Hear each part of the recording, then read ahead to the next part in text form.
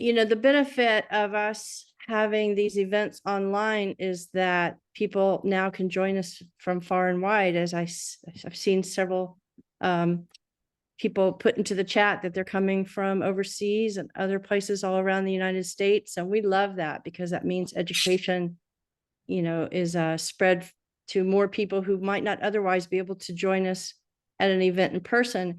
And more importantly, I think it means that we can host people like Karmen today, who runs a very successful business and is not able to travel between family and work.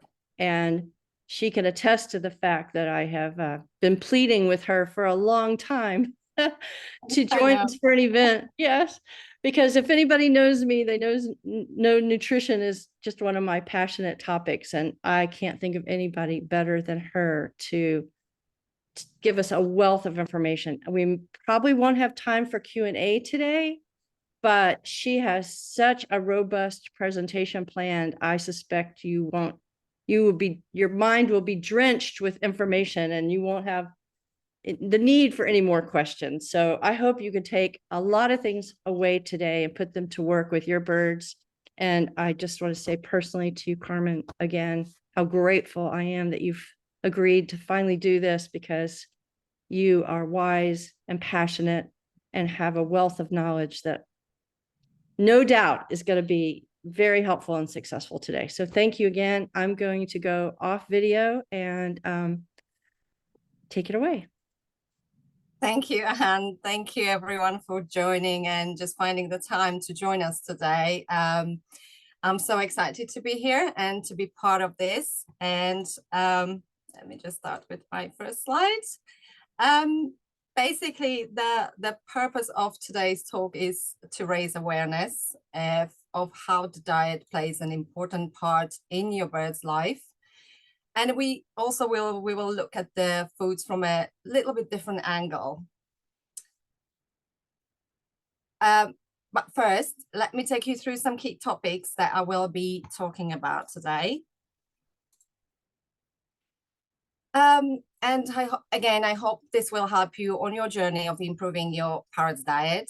I shall start with a brief introduction and tell you a little bit about myself and Polly, my cockatoo, and why I basically ended on this journey and landed in a parrot world. Then I'll touch on the importance of diverse diets for all parrot species, why fresh food is better than ultra-processed food, and things you should know about pellets, and what are the consequences of poor diets, why is the best time, when is the best time to feed fresh food or introduce new foods to your parrot, and are seeds good for your parrot? And if so, what are the things you should consider when choosing parrot seed mix? And then I will talk about some herbs and how you can incorporate herbs in your chop, and the reason why I chose herbal teas and how herbal teas helped to my flock. I'll cover a variety of fruits, and we'll go through different options and see which ones are the best for our parrots. I'll talk about some frozen foods and whether canned foods are safe for parrots at all, as well as I will cover some basic toxic parrot foods and foods you should never eat, never feed to your parrots. We'll touch on some unsafe drinks as well, and can we share food with our parrots? We'll talk about that as well, and how to feed fussy beaks. Why is foraging important, and how you can create foraging opportunity for your parrot. How to provide enrichment with edible flowers, and I'll give you some tips on soaking and sprouting, and why it is important to provide sprouts in your bird's diet. Again, we'll talk about some microgreens and why you should use in the diet as well. And obviously, if you own a parrot, we'll talk about parrot safe cookware, which ones are the most safe to use around birds. And then we'll have a quick word from Dr. Avian from avian vet, Dr. Stephanie Lamb, who will talk about hormone implants, the pros and cons. And then we'll talk about vitamin D in your parrot diet as well. I get lots of questions asked about safe vegetable and fruit raw seeds. So we'll go through some lists on that. I'll tell you how to make a chop and how you can use one chop for all species. And I will also share a free foraging recipe that you can make for your flock at home, and also suggest where you can buy healthy foods and parrot safe foods. And then last but not least, if you last this long, I'm happy to donate a book, and I'll have a little challenge where you can actually win one of my books. So we have a lot to cover today, and so let's get to it. So my name is Karmen Budai, and for those who never heard of me, I'm the author of 3 Parrot cookbooks, and I would say they are the only cookbooks that offer nutritional information from avian vets, as well as plenty of parrot safe recipes and tips. And I'm also founder of Polly's Natural Parrot Boutique, and I'm a huge parrot lover obsessed with avian nutrition. I currently live in the UK, but I'm originally from Slovakia. I must admit, I was never a parrot person, nor had any interest in parrot whatsoever, but I was always fond of animals in general. And because I grew up on a farm, you know, I was surrounded by animals all the time. I never thought I could actually fall in love with parrots. You know, my parrots' health issues were the main reason that prompted me to create my first cookbook and that nutritional guide, and really set me on this journey of helping other parrot owners, improving their birds' diet and making a difference in parrot's life overall. I have dedicated a significant amount of my time researching and educating myself from avian experts, and completed an avian nutrition course, as well as I collaborate with avian vets. My goal is basically to advocate and inspire other parrot owners to transition their flock onto fresh foods, and point out how diet plays a crucial role in your birds' lives. And of course, I'm owned by 3 parrots, a Velcro cockatoo, Polly, and cheeky Indian ringneck, Rio, who will never stop chatting. And I have a little batch minion called Stewie, and also a Velcro dog and 2 bunnies. So that's my flock. And these are my publication. I was very lucky to be able to collaborate with some amazing avian experts who were my article contributors, such as Dr. Jason Green, who is a degree biologist and acts as a consultant to zoos and other institutions, amongst other things. And he was my basically main inspiration, and I admire what he does for the parrot world. Then obviously Dr. Stephanie Lamb, who became one of the 2 board certified avian medicine specialists in Arizona, and is the most caring, knowledgeable, and incredible helpful vet I've ever known. I absolutely love collaborating with Dr. Stephanie. And then obviously Dr. Karen Becker, who's the most known and followed vet in the world, who practices holistic medicine for all animals, not just birds. And last but not least, you know, lovely Dr. Jamie Abiti, an avian vet who has a special interest in all avian species, and was actively involved in wildlife rehabilitation, and also in research in the microbiology department, and also is pro-healthy feeding like Dr. Stephanie. All my books are available on Amazon worldwide and in any other bookstores, and they're all in English.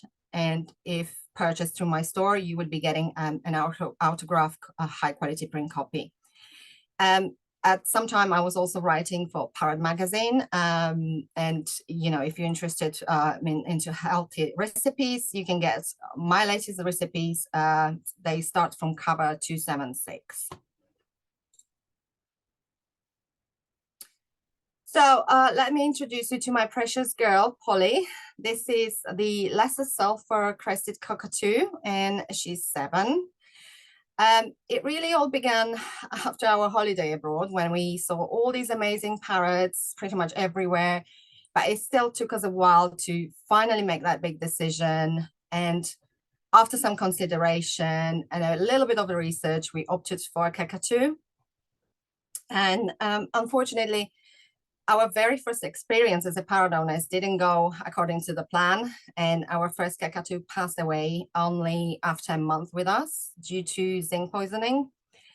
We will never know if this was our fault or whether he already came sick. As you know, birds can mask their sickness for quite some time before the symptoms show, and then it's usually too late. And that was our case, really. I must say this was very traumatic experience, and first time as a first time owners. Because we already had everything set up, we decided to buy a baby cockatoo this time, and that's when Polly came along. For a while, things were fine, but later we went through some rough times when she became really ill.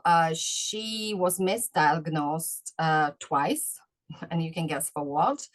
It was zinc poisoning, and poor thing, she had to go through unpleasant treatment twice, which we later found out it was totally unnecessary, as cockatoos have higher zinc levels and it's quite normal. Obviously, this was done by an inexperienced young avian vet. This went for months, and eventually we were then referred to an avian specialist, and Polly's blood was retested. This time there were no high zinc levels, but we were facing much more serious issues. She was diagnosed with a really strong crop infection and was suspected to have a PDD, which affects the nerves that supplies the GI tract of birds. There was also a concern that she might have PBFD, and obviously she was tube fed, she was hospitalized, she was tube fed, she couldn't hold any food at all, and she would regurgitate, and she had to be on fluids basically. Luckily, the 2 tests came back negative, and after all medication, she was then able to eat on her own, and so we were able to take her home. I must say she hasn't been sick since and hasn't been to the vet since, and this was 6 years ago, and it was purely because I've changed so much around her diet as well. A well-balanced diet is important, not just for us humans, but for our pets too. And what you feed to your pet bird will have an impact on their health and overall well-being during their life. So introducing the right diet from the start when your bird is still young will ensure that they will get all the nutrients needed for the growth and prevent diet-related illnesses, and obviously help them form a good eating habits too. Feeding your bird a fresh raw whole food diet will require your full commitment. You know, a fresh food is not something that comes as a ready meal and can go straight into your parrot's bowl. There is more to it, and it will take time, preparation, and patience, you know, in order to give that nutritionally balanced meal. It's easy and everyone can make it. However, it just needs your dedication.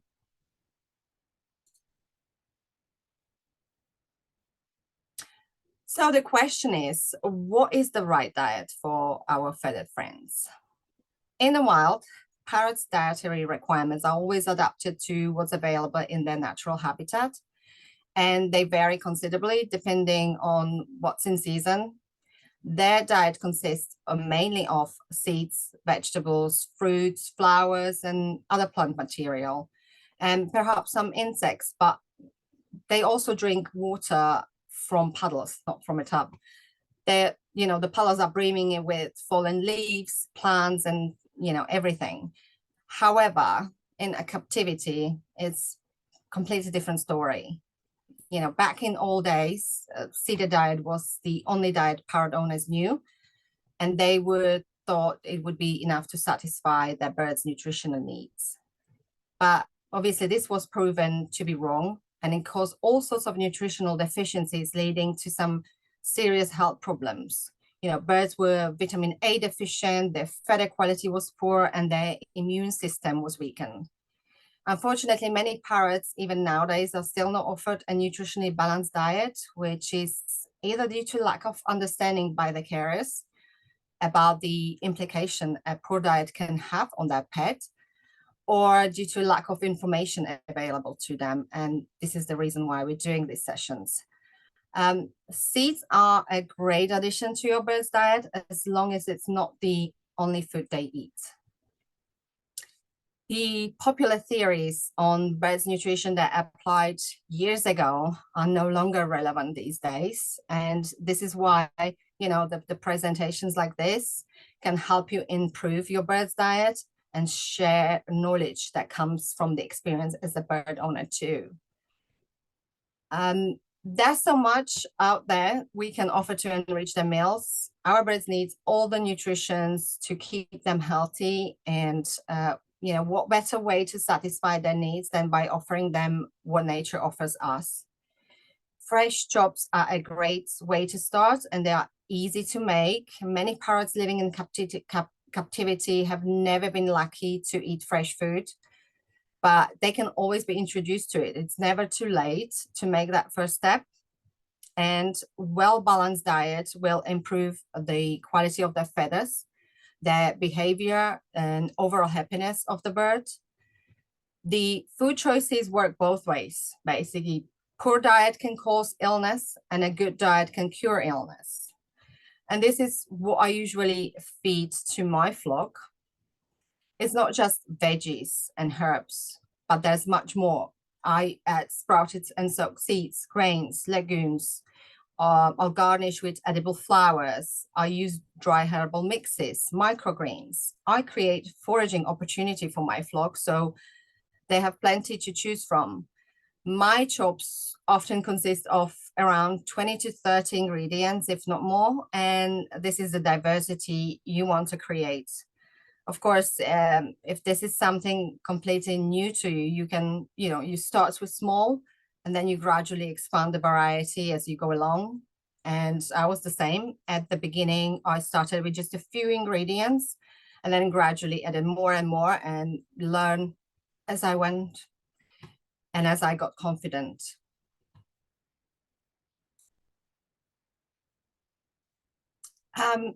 Unfortunately, what I often see on social media is a sad reality. Most parrots' daily meal consists of one or two pieces of veggies, of fruit. It's often the same type every day, and maybe they get a walnut if they're lucky, with the rest of the diet being ultra-processed food like pellets or seeds. This type of diet will never be nutritionally complete, no matter what the packaging of the pellet says. And when you look at this, what do you think? Would your parrot choose this or this? Breakfast is the most important meal of the day for them. So instead of handing out a piece of broccoli or grape, try to make it big. And by big, I mean create a balanced meal with all the trimmings. Try to offer diversity, not just one or two, 3 pieces of veg, which are often cooked from frozen, not even fresh, and mainly being the peas, carrots, and corn. If you want to have healthy birds and avoid health problems in the future, raw whole foods is the way forward. Make the bowls exciting with fresh food rather than processed food. My birds literally follow me when I'm taking their balls into the cages. Holly goes inside on her own. I don't even need to, put her in. She's so excited about her breakfast. And, you really want to create a bowl full of this instead of this.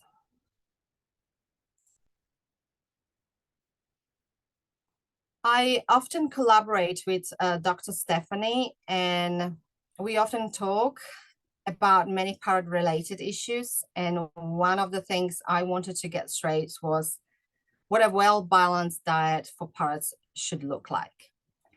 I've seen many parrot food charts on social media, but none of them included vegetables as the main source of vitamins, minerals, and fiber.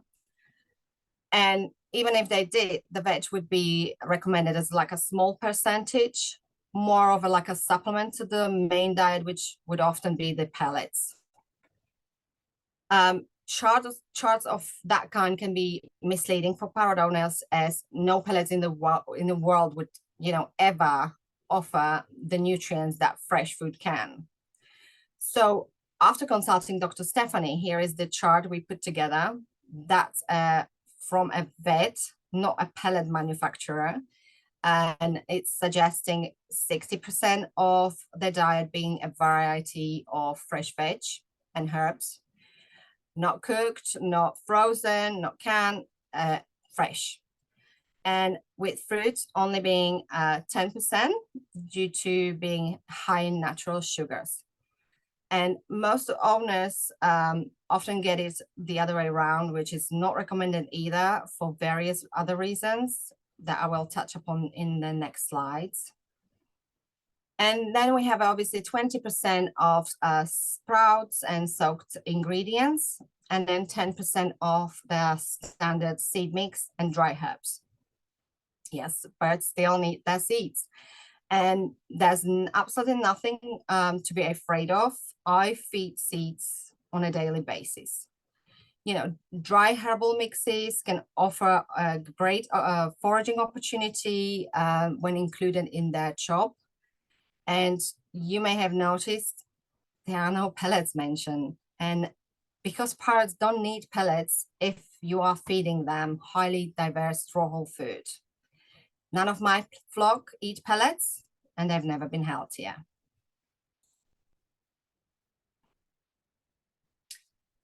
So why fresh diet is better than ultra processed food?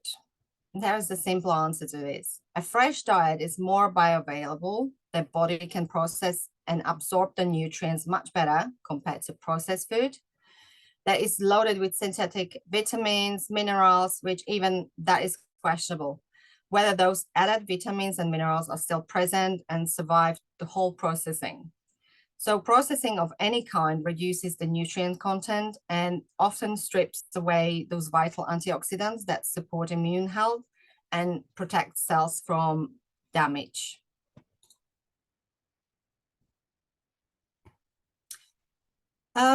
Initially, pellets were invented to substitute or be the better alternative to a seed-based diet, which kind of helped in a way, but over the years, we realized that one size fits all, highly processed meal is not ideal either. And this is the most controversial topic ever. It often creates heated debates on social media that usually ends by blocking or removing people because the opinions are so different. You have on one side, you have strong believers who think, pellets are must in a parrot diet, and they trust their vet's recommendation. And then you have the opposite side who are completely against them and don't feed pellets at all. Whichever side you are on, I'm here to share what I learned over the years, and then it's really up to you to make that decision for your parrot.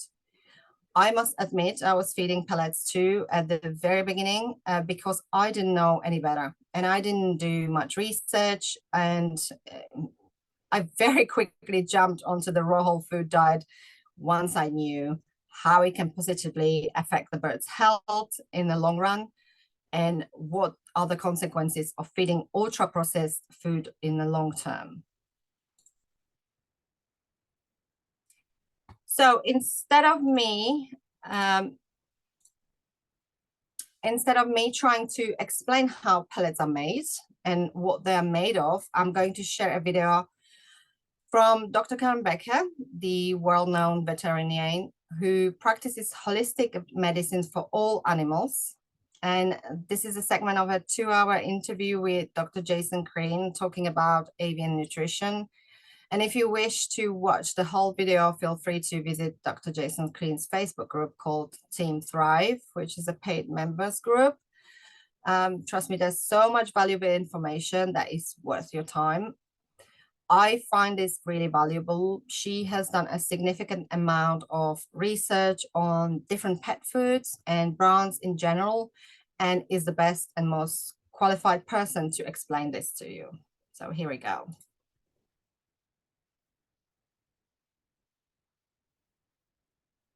When you combine raw materials together, so how extruded pellets are made is that the raw materials are thrown together. Now, yes, is it great that there were some of them are organic? Sure. But the other thing I think it's important for all the listeners to understand is that if you don't understand the difference between food grade raw materials and feed grade raw materials, now's a good time to have the conversation. So as of right now, I am not aware of any human grade bird pellets on the market. I'm not aware of any. To my knowledge, they are all using meals. And the reason why you can't go into your local human grocery store and buy soybean meal is because it's not approved for human consumption.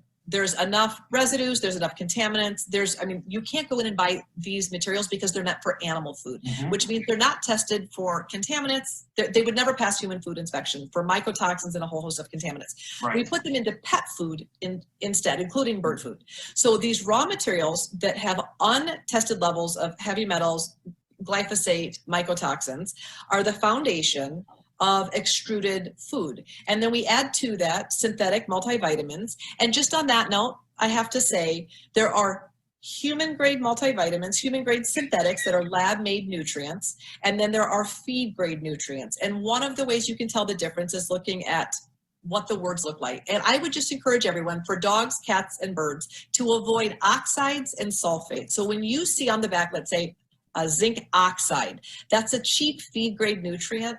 If you're going to feed synthetic nutrients, in my opinion, I'm a stickler for quality, at least feed human grade nutrients, synthetics. So no oxides, no sulfates. That's kind of a hard stop for me. But then there's also other synthetic nutrients, Jason, like menadione, the synthetic form of vitamin K, that has been in lab studies proven to be having some long-term consequences for potential organ degeneration. And sodium selenite, the synthetic form, the cheap form of selenium. Selenium is an expensive nutrient to buy. And the pet food industry oftentimes relies on sodium selenite, which is a questionable source of selenium. That's in almost all of the bird pellets that I've ever reviewed the label. That's my first hurdle, and that's the first hurdle I have with dog and cat foods too. But the second hurdle actually comes when we force this batter through a dye at high temperatures. And these reactions that occur, you hit the nail on the head. So when protein is heated to high temperatures and starches, you can get heterocyclic amines and acrylamides, which are two known carcinogens. But when sugar and protein bond together, you get the Maillard reaction, which eventually produces degenerative compounds, which are byproducts of the extrusion process. And they're called advanced glycation end products, and they're well known to everything from cancer to organ degeneration. And what we know about birds, at least in my experience in the last 20 years, is that the incidence of behavior issues, feather picking, all sorts of strange neurodegenerative conditions, toe tapping, wing flipping, twitches, seizures, a whole host of very strange symptoms that we are all scratching our heads wondering where they came from. We have to think about the somewhat synthetic environment our birds are in, what their lighting is, what they're smelling, what they're breathing in, what our home chemical load is. But we also have to evaluate what they're getting through diet. And extruded diets, ultra processed foods, have a whole host of insidious things that can come along through the processing process that can be passed up the food chain. And if that's their only source of nutrition over a lifetime, it doesn't take very long for you to connect the dots and think, okay, that makes sense. So there you go. Some pretty interesting stuff, right? Let's go on to the next slide. When you combine Right. So many parrot owners that feed pellets don't actually realize what is in the pellets, because they come in various shapes and colors, and it looks like a bag of cereals that the owner might think, oh my gosh, my bird would love this, you know. So I decided to show you what pellets look like when you break down the ingredients. I picked one of the popular big brand, and I captured the exact ingredients as they were listed on their website. But I'm sure, you know, if they marketed their product like this, it would not be flying off the shelves. Trust me. And let's take a look at some of the ingredients. So let's start with the soybean meal. Soybean meal is used as an animal feed, in animal feeds, mainly as a protein supplement. And soybean meal is produced as a co-product of soybean oil extraction, and it's heat treated during production. And as it would otherwise interfere with the protein digestion. Then it's obviously heated again during the extrusion process as the pellets are made. Then we have something like corn gluten meal, which is again byproduct of corn, and it's a cheap feed grade filler. Then over here in the middle, it's a whole chemical soup of additives, preservatives, coloring, including now considered as potentially harmful titanium dioxide that EFSA, which is a European Food Safety Authority, has even banned its use in food in 2022. Titanium dioxide is used in a wide range of applications such as paint, cosmetics, you know, like sun creams, and as a food coloring. And here is also a short post by Dr. Karen Becker warning about it, and she shared this on her Facebook page. I actually found some birds pellets having titanium dioxide on the ingredient list. Unfortunately, I can't say which ones, but what you can do is simply check the ingredients list on the back, and if it's listed, I would strongly advise changing the brand. So all these ingredients are then combined, baked at really high temperatures, and formed into a lovely, colorful pellet that looks much more appealing to the owner and to the poor bird who needs to eat it. It's pretty much like fast food for parrots, I would say. And again, I asked Dr. Stephanie Lamb her view about these ingredients, and this is what she said. So these ingredients are used as and based on studies for chickens, with the purpose being for growth and not for lifelong health. So it's hard to say what the effects are for birds who are meant to live long lives like our parrots. For birds in homes who are not flying and are sitting around, the efficacy of feed conversion probably doesn't need to be as high as it needs to be if your bird's purpose in life is to get onto a supermarket shelf as soon as possible. So sadly, our parrots are often forced to transition onto this synthetic ultra-processed diet, but think about it. Is this really what you want your beautiful parrot to eat? Why can't we just simply mimic what they would eat in their natural habitat and, you know, offer them real food, raw whole food, so they can enjoy the freshness and the taste and the crunchiness of the vegetables and the foraging, rather than eating a powdered meal. You know, the birds rely on you. And then, as I mentioned already, I don't feed pellets, and they get fresh raw whole food and seeds, and they're perfectly fine. And this brings me to another interesting topic. What is the difference between human grade food and feed grade food? Basically, human grade food defines products as fit for human consumption, meaning to be edible. So the food has been processed, inspected, and passed all the strict manufacturing regulations that are designed to assure safety for consumption by humans. And the feed grade food is pretty much the opposite. Everything that didn't pass the quality and safety checks to be fit for humans ends up in the pet food. So food that's not been inspected for heavy metals, mycotoxin, pesticides, residue, and other contaminants, or or grains that were deemed unfit for humans because of the mold or pesticides. So all the ingredients used in your bird's pellets are pet grade quality, including the synthetic vitamins and minerals, which Dr. Karmen also mentioned. And it's simply not cost effective for the large manufacturers who produce on a large scale to be using human grade ingredients. The product would become super expensive and it would just reduce their profits, really. In this category, you also have a commercially produced processed bird treats. Some pet stores sell even dry herbs or nuts or grains.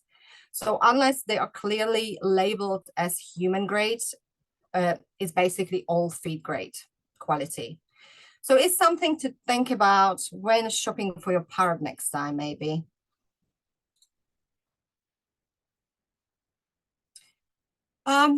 Whatever choice you make, when it comes to your parrot's diet, know this, it will sooner or later reflect on their health.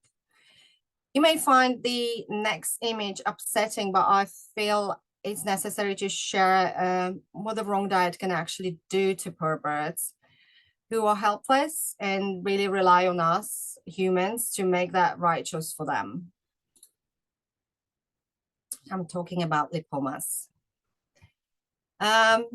Lipomas are one of the most common issues, and lipomas are basically a fatty lumps that can occur anywhere in the body, mainly under the skin and the abdomen.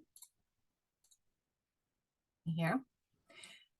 They commonly seen in birds eating basically seed, fats, and high-calorie diets like seed-based diets, processed food, fast food, and with a lack of exercise, this can later become a life-threatening illness that is really hard to treat.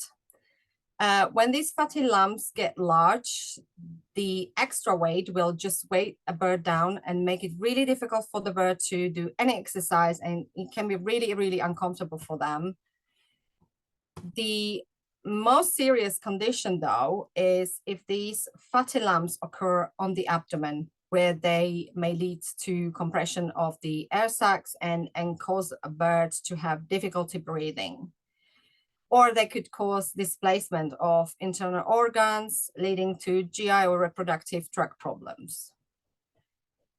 The photo I used is obviously with the owner's permission, is a female budgie called Kulisek, who wasn't very fortunate in her early years, and she was mistreated by previous owners who didn't really provide a proper care. It was said she lived in a cage that was never clean. She was fed burgers and kebabs and, plenty of seeds and other junk food. And as you can see, this is the consequence of such action. Luckily, her previous owner gave her up, and she was then rescued by a lady who was really fighting to keep her alive. It was one vet visit after another. She had recurring infections. She was constantly on medication, and every day was a day for survival. She had good and bad days, but she was a real fighter who was desperate to live. And her illness was non-curable. And despite her serious condition, she still managed to live for several years afterwards. And this was only because she was receiving the proper care and following the correct diet, and help her to get a better quality of life and a second chance. Unfortunately, she passed away earlier this year as her condition worsened, and she was really suffering at that time, which left the owner with no choice but just to say goodbye, and which was really heartbreaking because they had this strong bond and she knew it was her time. Her story got my attention, and I was really, really shocked the first time I saw these photos, and probably like you right now. I followed her journey. I often chatted to the owner, and despite her condition, she still managed to play and have fun as much as her health allowed her to. It was truly upsetting to see her go, but little Queen, as they called her, fought really, really hard to stay with her beloved owner for as long as she could. And it's super sad, and that there are so many parrots like this out there, and this is why it's important to raise awareness, share the knowledge of how poor diet can have a devastating consequences for a bird, so we can prevent something like this from happening again.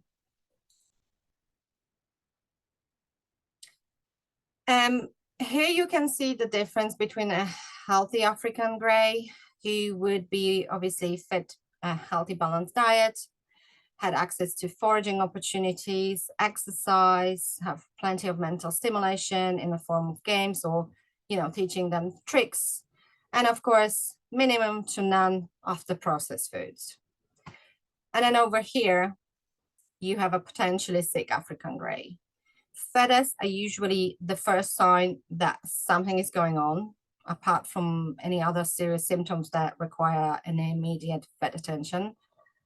And most of the time, it's the nutritionally imbalanced diet that causing this, in combination with potentially stressful living environment, which can trigger anxiety. Then it's a lack of exercise, boredom, bird going through a hormonal period, which again can be mainly diet related. Any infections, inflammation caused by feeding too much of processed foods, or any toxic object that the bird may have ingested and can cause toxicity and allergies. So all these can trigger, and all this can be a trigger, and then the birds need medical attention to first establish the cause so it can be treated adequately. The sooner you find the cause, the better chance for your parrot to get back on track. So if you notice your parrot has started picking, mutilating, you need to see the avian vet ASAP. Find the cause before it gets out of control, as it's really then difficult to reverse things. It's possible, but.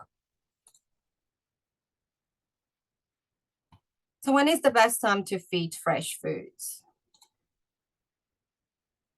I always say to my customers that breakfast is the most important meal of the day, and it's the best time for the birds to eat new foods. It really kickstarts the bird's metabolism. It provides needed energy for the day. And if you want to transition your parrot onto fresh food or introduce any new food, breakfast is the time you can do this. Because after a long night's sleep, the birds are hungry, same as you are when you wake up. And so they will be more likely willing trying new foods rather than if you offer it later in the afternoon. In the morning, I can always hear Polly's tummy rambling, and she's just trying to search for food by exploring my kitchen and trying just to get her beak into everything she's not supposed to. They all can't wait for their fresh food to come. So what you need to do is to remove any of your bird's regular food, and that includes pellets or seeds or whatever they usually get, and place the new food you want them to eat, either in the bowl or hang it onto a skewer or create a foraging platform, whatever works for your bird, as every bird is different. For example, for my budgies, I prefer the non-mess feeder, which is like a clear box with a small little pouch inside, and it was designed to hold seeds, but I use it as a foraging platform where I just scatter the chop and my budgie can just forage through.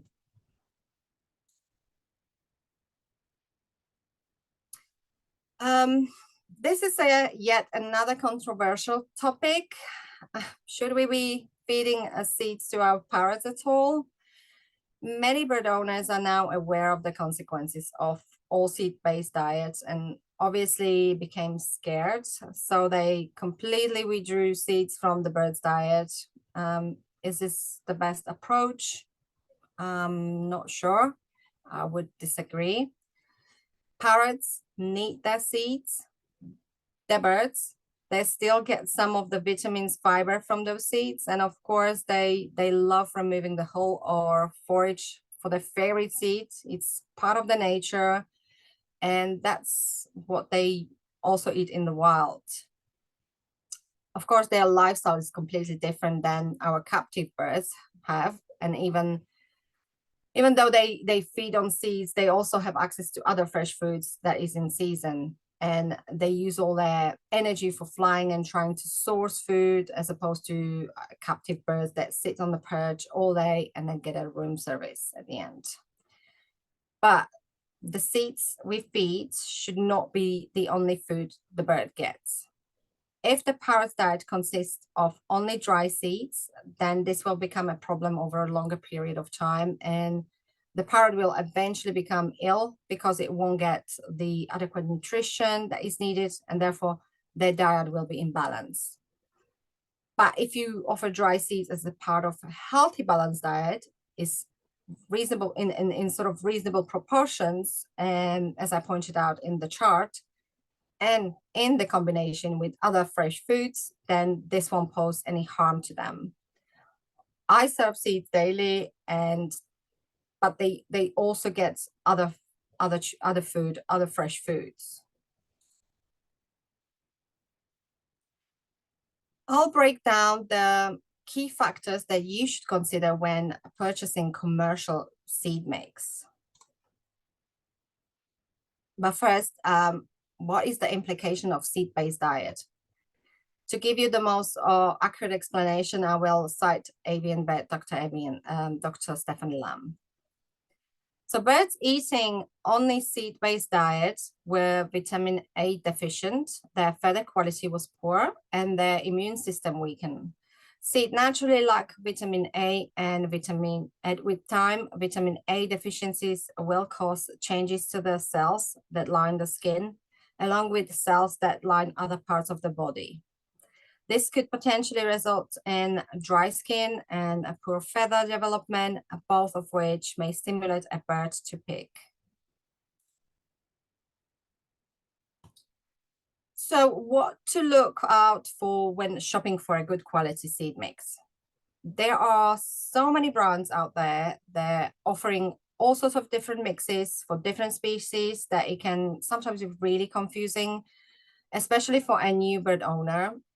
I remember going through the store for the very first time and looking for parrot food, and now I laugh about it.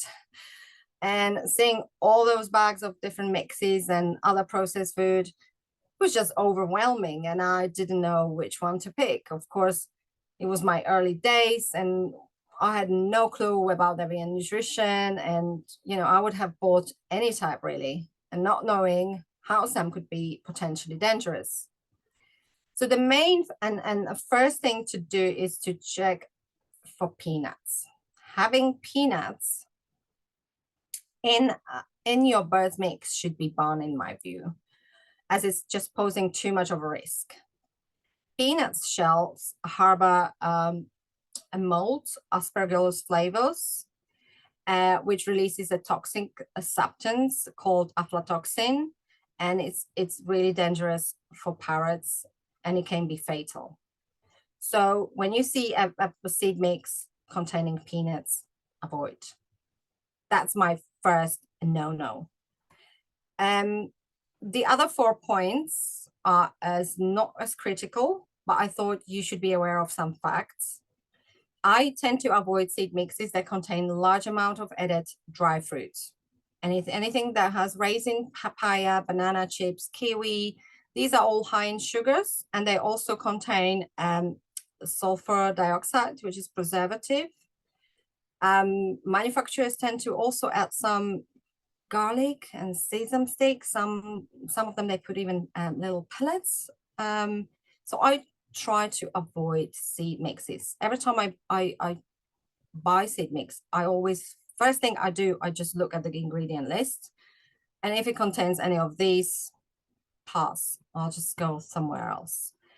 Now, again, be cautious about fortified seed mixes containing any added fats, oils, powders, synthetic vitamins, just so you not over supplement your bird.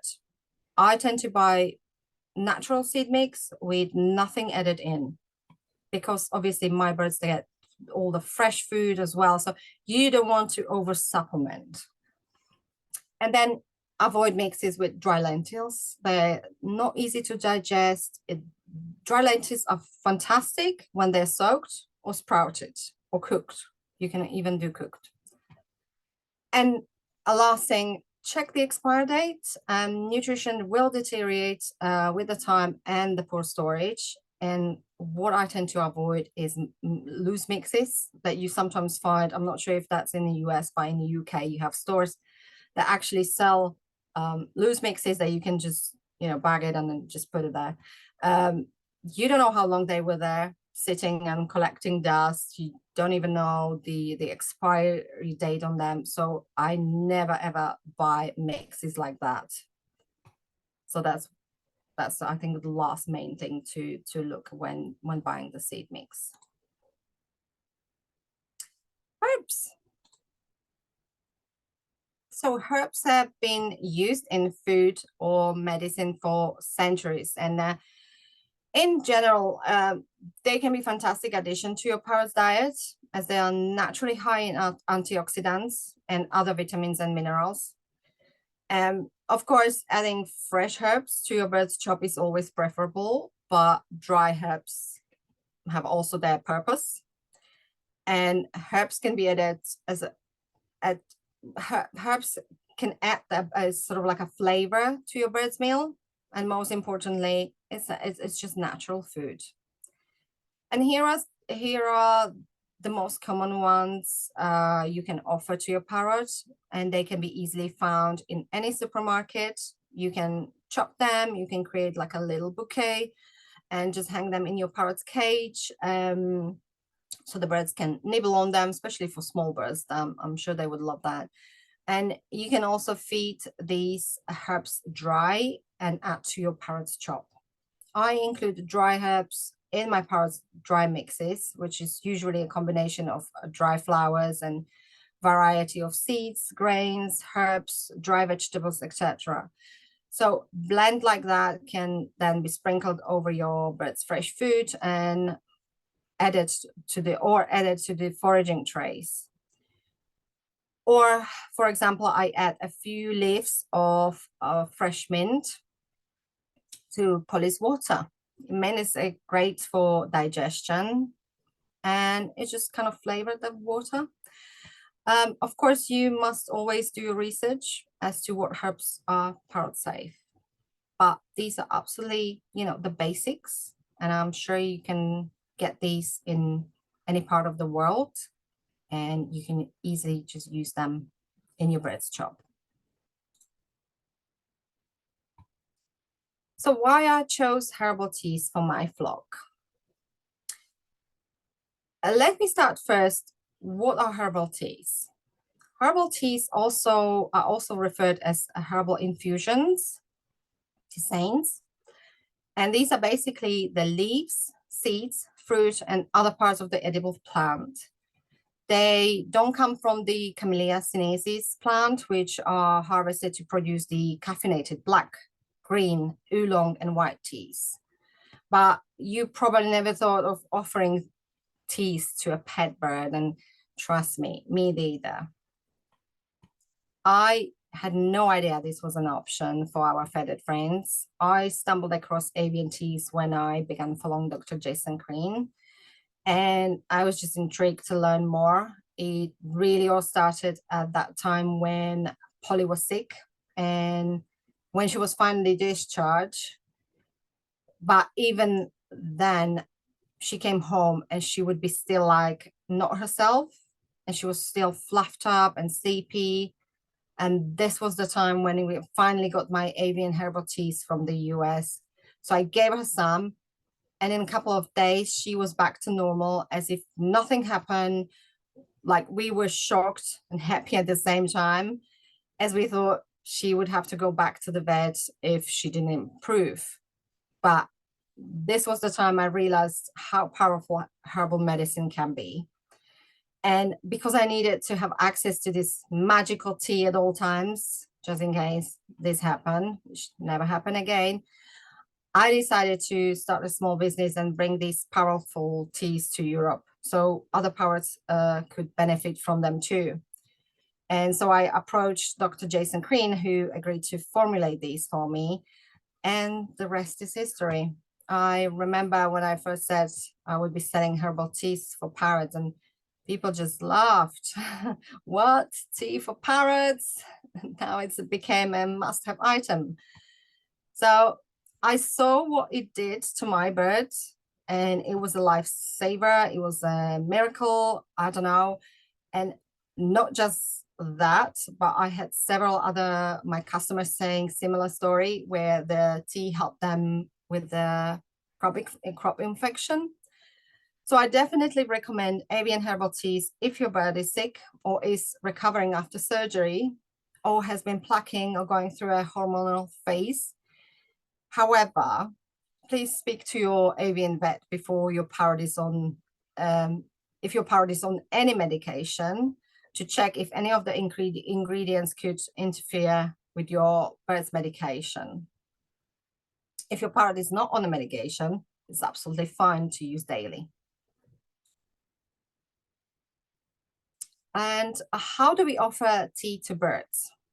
So you can either brew it as you would brew regular tea, just making sure the water temperature is between 70 to 80 Celsius, which is 160, 175 Fahrenheit. Never use boiled water, as this will destroy the beneficial compounds of the tea. Or in the summer, when it's really, really hot, you can create a refreshing drink for them, and you can cold brew, which means you steep the herbs in the water and leave it in the fridge overnight, then strain and serve. And I used to do lollipops as well, like frozen tea lollies. This can be nice, refreshing drink. And, you know, note the tea should not be replaced for your bird's water, but it's a complimentary drink. It's great for them. And just to give you a few more tips, I avoid serving herbal teas that have been pre-packed in tea bags because the majority have been either chlorine bleached, which means they are the result of intensive chemical process. By all means, if you know the manufacturer used natural tea bags, sure, go ahead, use that. But loose tea is always preferable, as you can also offer the wet herbs to your bird, and I sometimes just sprinkle over the chop as well. Holly absolutely loves picking her coriander seeds from her detox tea. That's one of her favorite one. Not all herbal teas are bird safe, so please do your research before offering to your pet bird. And again, tea will spoil, so you don't leave it in their cage for days. You know, 5-6 hours is absolutely fine. Just do not leave it overnight. The tea is addition to their water. It's not the replacement.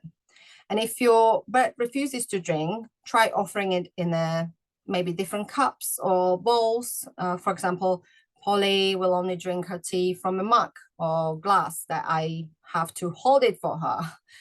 Well, she's so spoiled. And when I wanted my budgies to drink it, which is sometimes really difficult with the small birds, I'll show you my little Bobby. I put spray millet in his hormonal tea.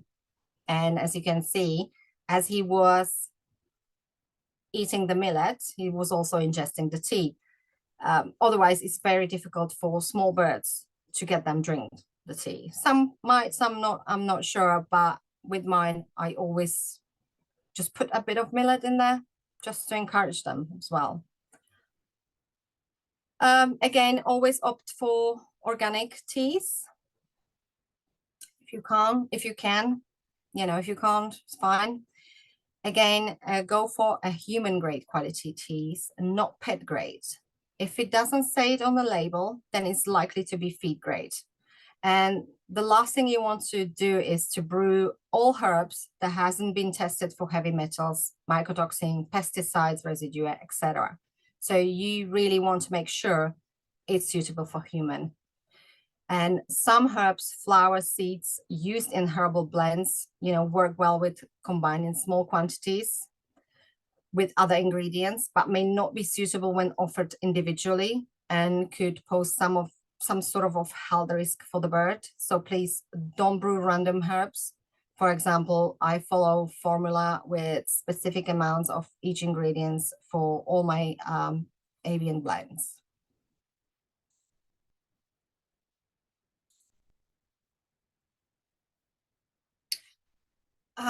Some people don't realize that even some teas contain caffeine. For example, Brits love their English breakfast black tea with milk and, you know, plenty of sugar.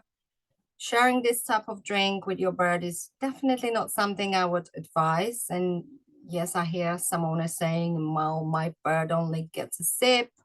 Well, that's all it can take sometimes. Remember, birds are small and they don't need much for it to take effect. So, you know, please always apply common sense. I use black tea in one of my blends, but it has been decaffeinated using the CO2, which is the safest method. And caffeine is not great. It can cause cardiac malfunction in birds and is associated with increased heartbeat, arrhythmia, hyperactivity, you know, and then you add milk into that tea, birds are lactose intolerant, and then sugar.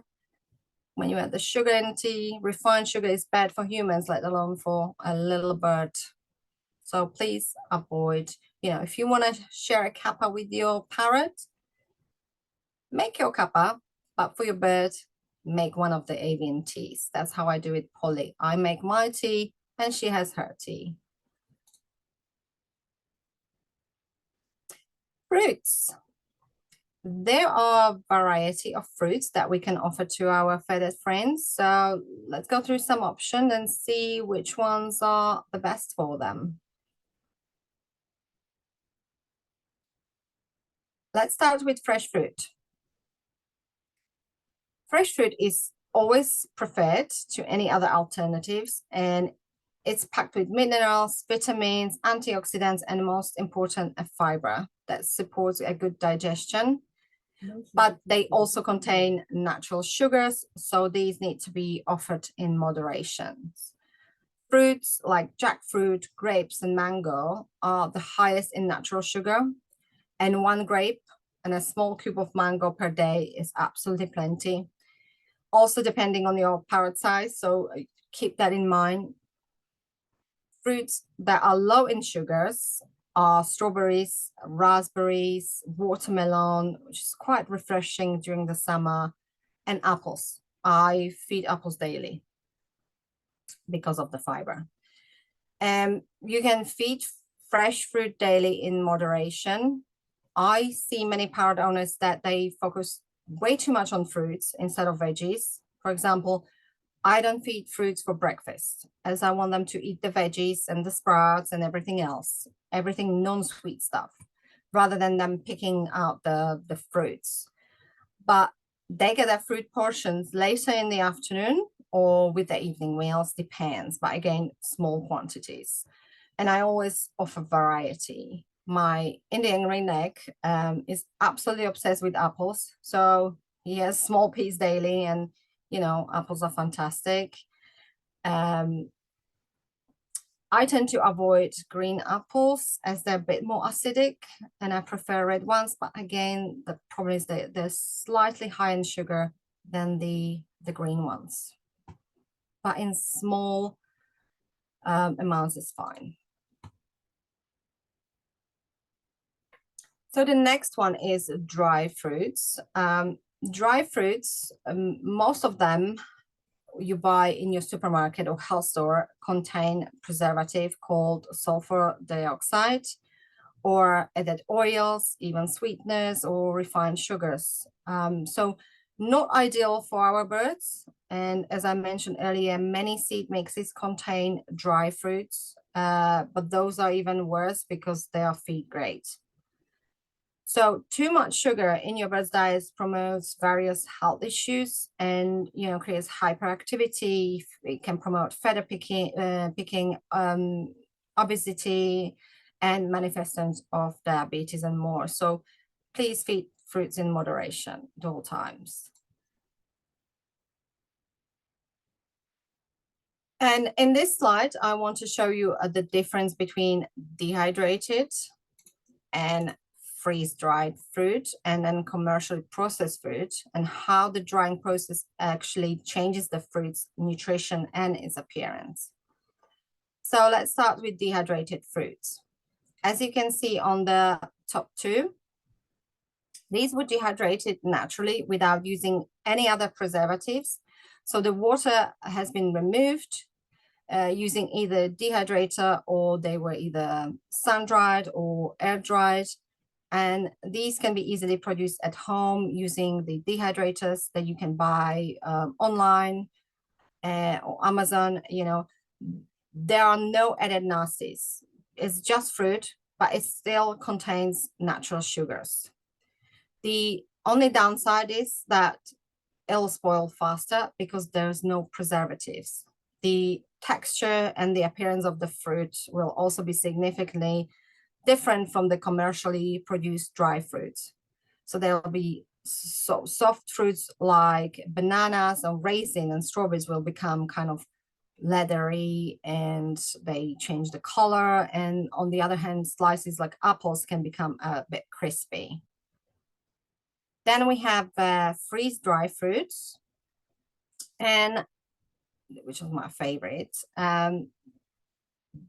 where the process used to preserve these is also known as lyophilization, and it's a process which water is removed from a product after it is frozen and placed under a vacuum.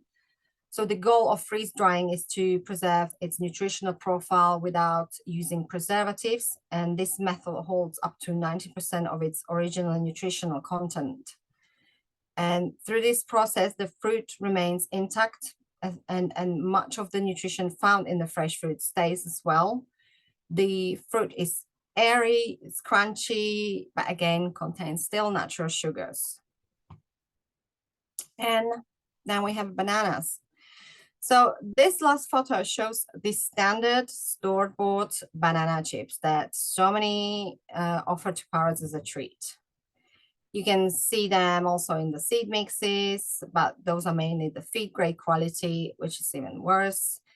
And when you compare them with the naturally dehydrated bananas, you can see the difference in appearance, right? To achieve this look and the crunchiness they have, the first step is to deep fry them in a coconut oil at very high temperatures, which by that point you lose all the nutrients. Then de-oiling them after frying to reduce the greasy feeling. And the next step is to perform air cooling to facilitate like subsequent processing, like seasoning, to preserve them to retain longer shelf life, which you wouldn't be able to achieve with naturally dehydrated fruits, as they would go moldy after a few days if they pack them and try to sell them in this form. So yeah, these are the bananas.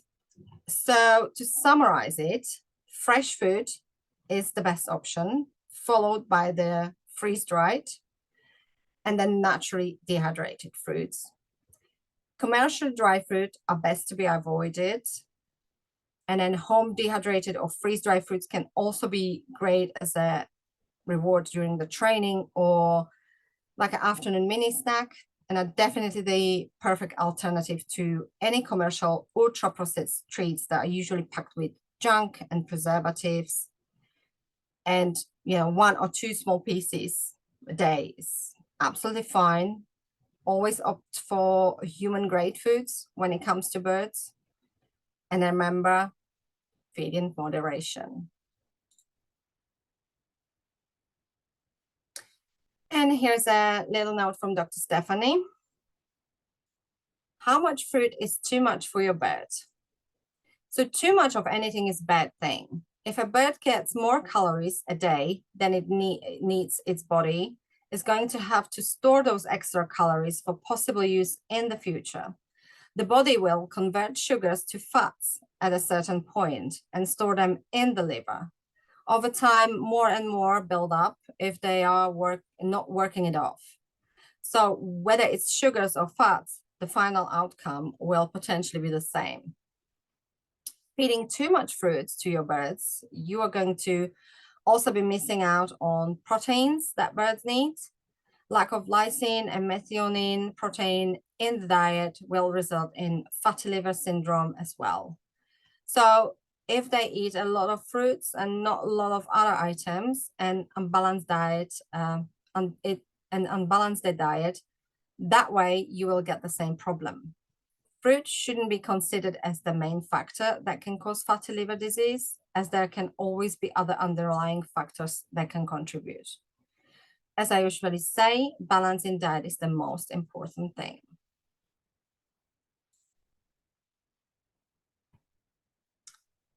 So can parrots eat frozen veg? Yes, they can. And it should be defrosted before consumption, especially if added to the chop. It's not an ideal meal, but still better than some other food choices. Some parrot owners opt for frozen vegetables because it's more convenient, but nothing will ever substitute fresh, raw whole food that is packed with nutrients and provide the ultimate crunch factor as well. If you do offer frozen veg, then here are some things you should consider. When you buy frozen veg, please always check the labels for any added sodium or any other preservatives. And if that's the case, then I would avoid that. Also, most companies use blanching to process their vegetables. So this is a process of exposing them to boiling water or steam for a short period of time. And this process removes any sort of dirt, but also destroys some of the enzymes and breaks down nutrients. Usually, defrosted veg can become soggy and soft, and your bird may not like it. And then, the parrot owner assume the bird won't eat veggies. So I would not recommend it when you are trying to transition your parrot onto veggies. Just use fresh veggies. Frozen veg should not be considered a substitute for fresh veggies. And cooking frozen veg will destroy some of the nutrients that were preserved by freezing. So always opt for fresh. Don't get confused with the terms frozen and freeze-dried, as these are two different methods of preserving food.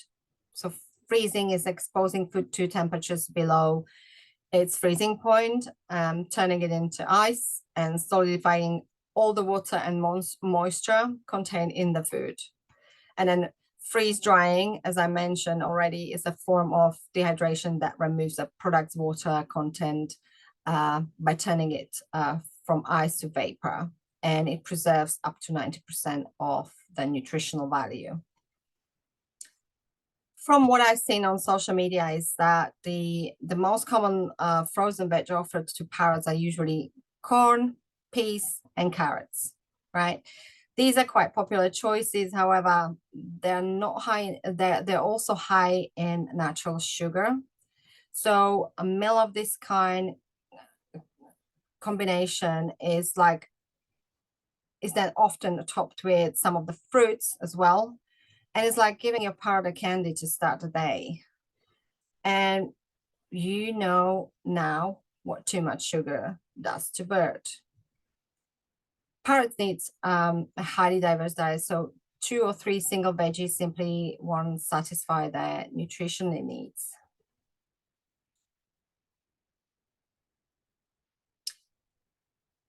So first of all, what is canned food?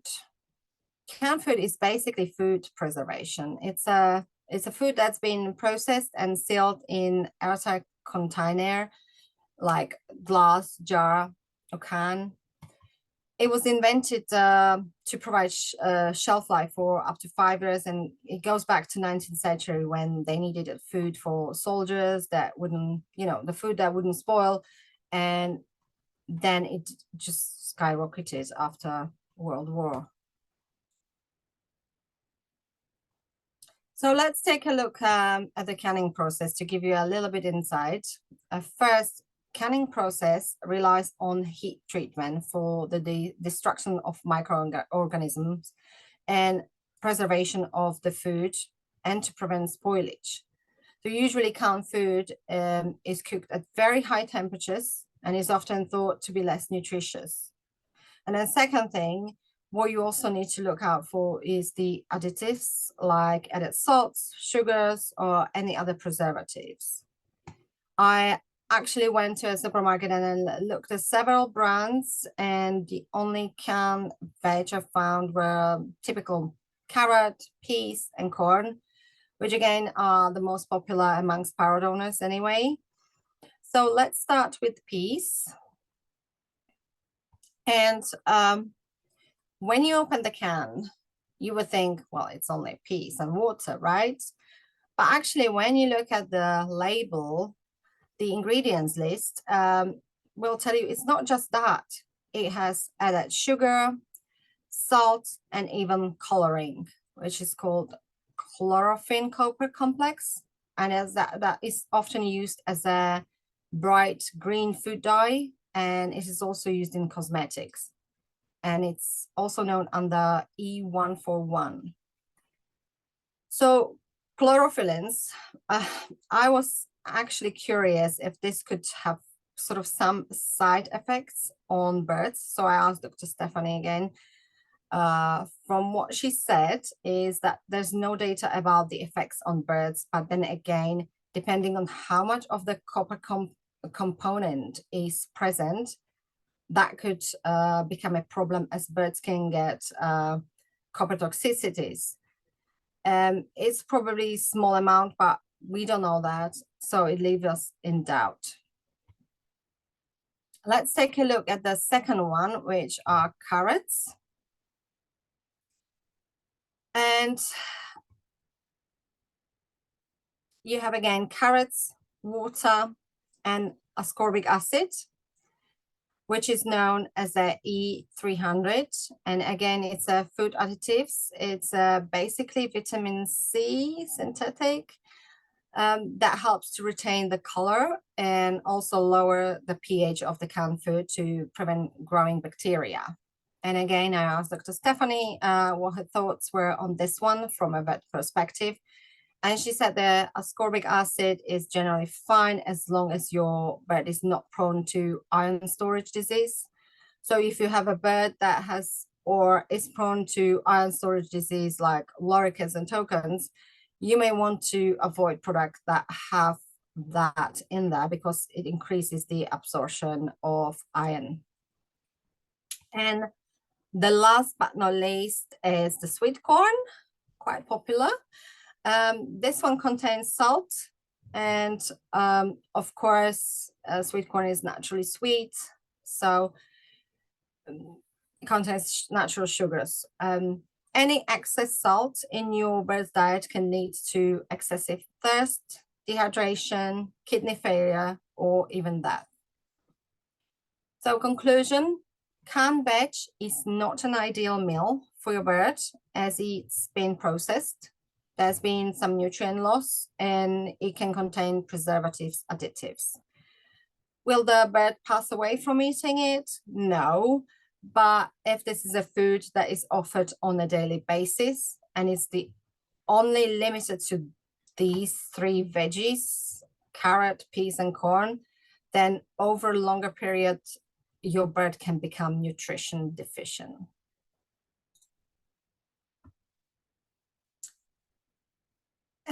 And then we have a canned fruits. And this is something I would not recommend to feed to parrots at all. Canned fruit is usually labeled by what type of liquid is canned with. And then typically there are three kinds of liquids they use. They use heavy syrup, light syrup, or juices.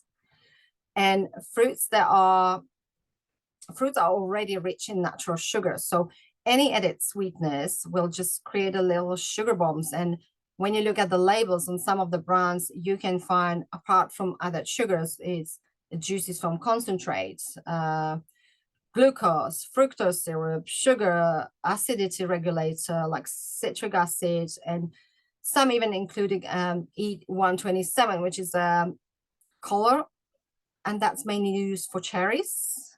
I was surprised about that as well. So please always opt for fresh fruits and never ever canned food.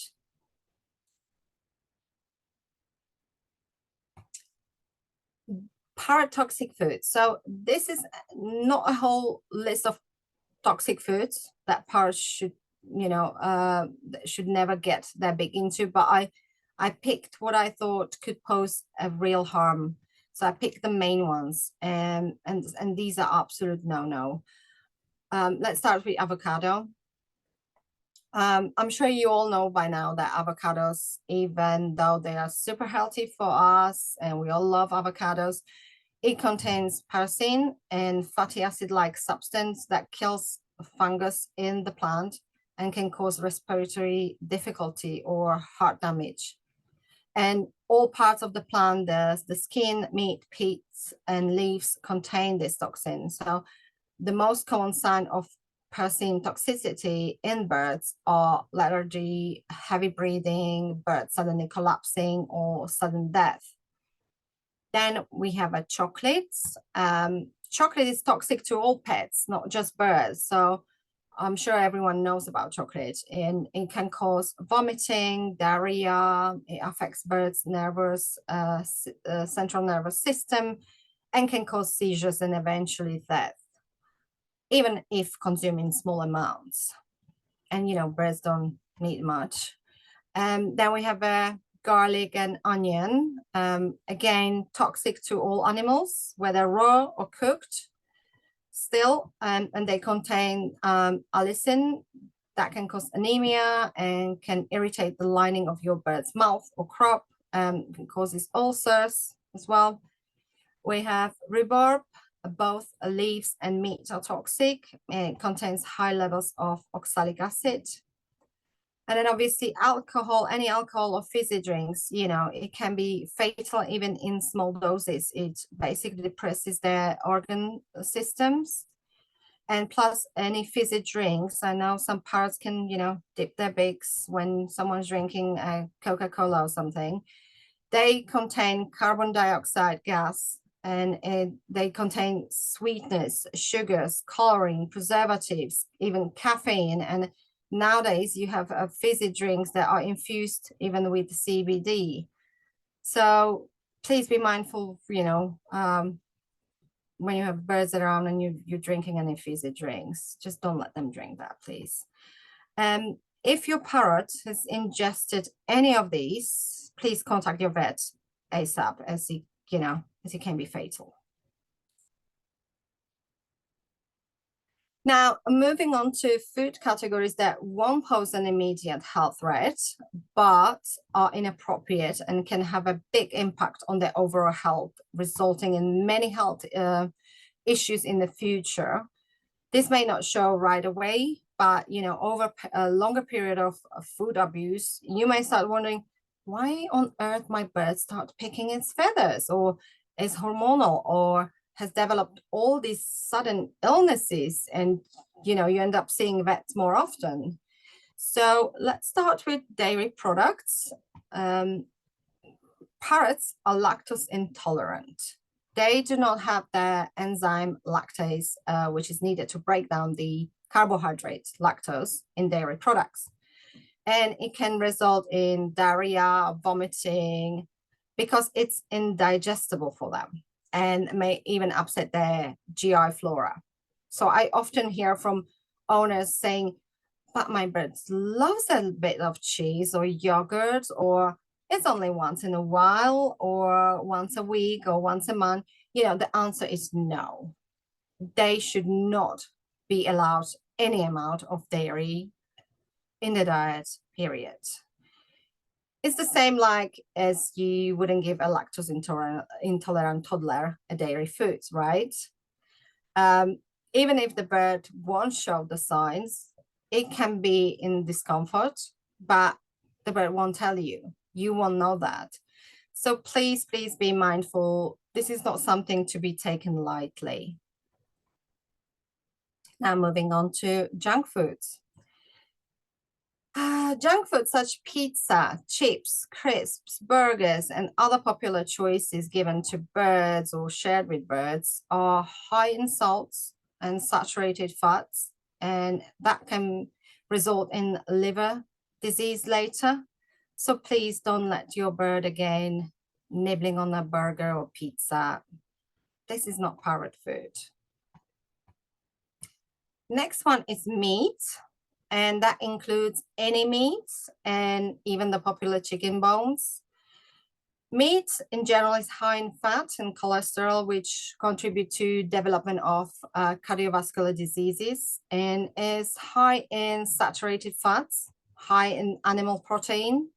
And again, too much protein in your bird's diet affects its liver. So parrots should only have access to plant-based protein, not animal protein. And the most popular are the chicken bones, because some owners believe that bone marrow is actually healthy for them. Wrong. This is a myth, and we really, really need to stop this myth. I published a short article from Dr. Stephanie talking about bone marrow. So again, I'm gonna get your vet perspective on chicken bones. So this is not just my opinion. Here we go. Feeding bone marrow a few times a month can be detrimental to birds' health over time. One must ask themselves, would a wild bird eat bone marrow a few times a month? The answer is no. They would likely never consume bone marrow. One could argue that they may opportunistically find something as they are foraging and munch on it, yes, but it's not going to be a routine thing at all. Additionally, we have evidence to support that diets high in linoleic acid as opposed to alpha linoleic acid cause African grey parrots to have more atherosclerosis license, which are a vascular disorder where plaques develop in the vessels, leading to poor blood flow in the body. Bone marrow is high in linoleic acid. Evidence supports that ALA is better for parrots for their health and reduces the cardiovascular disease atherosclerosis that is sadly seen more and more in aging pet birds. So hopefully this can help you to make that right decision, and let's treat birds as birds. They're not mammals. They should not be part of their diet or any of these foods, period. Then let's move on to cakes, sweets, and biscuits. Obviously, all this is high in refined sugars. They're not good for us. They're not good for birds. They contain additives, colorings, make your parrot hyper. It leads to obesity, and they can develop lipomas and fatty liver disease later, as we seen before.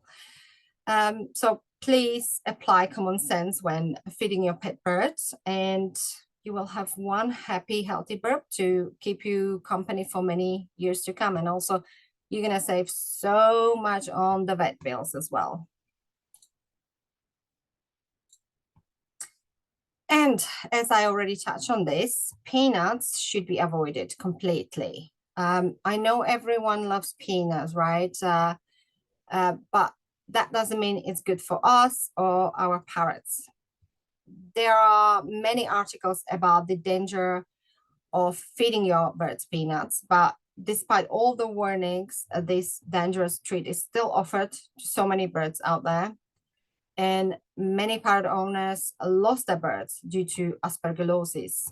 But the typical response I get is, well, I've been feeding peanuts for years and nothing happened. And, or, my bird loves peanuts and once in a week is fine. In my opinion, as a bird carer, you make that decision, not the bird. They don't know the potential danger to it, but you do. So, make a wise choice. And poor storage of peanuts during the transport can lead to an infection by the mold fungus Aspergillus flavus, which releases a toxic substance called aflatoxin. And birds affected by aspergillosis have, several difficulty breathing, loss of appetite, frequent drinking and urination, and this can eventually be fatal to them if left untreated or noticed too late. Peanut butter is a, second common favorite treat that is being offered to birds. It's not a parrot food as well. It's high in fat, it's been processed, and some may even contain added sugars or salts or any additives or preservatives. Yes, your bird may love it, but that doesn't mean it's good for their health. So feeding these kind of treats long-term can have health consequences. And, you can offer any healthy alternatives like tree nuts, almonds, Brazil nuts, cashews, hazelnuts, pecans, macadamia nuts. Just please avoid peanuts. They're not even nuts, they're legumes.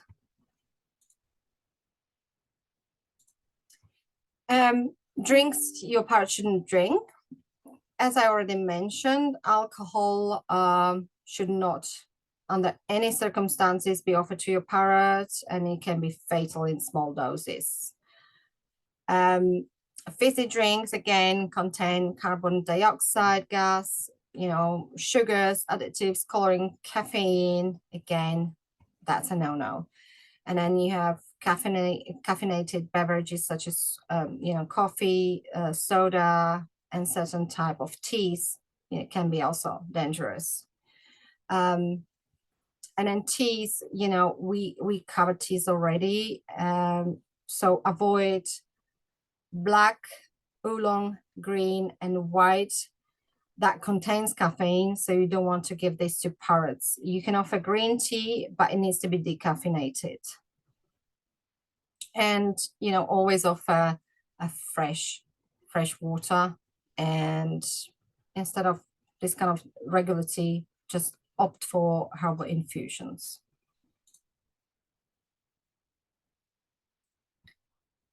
Can I share my food with my birds?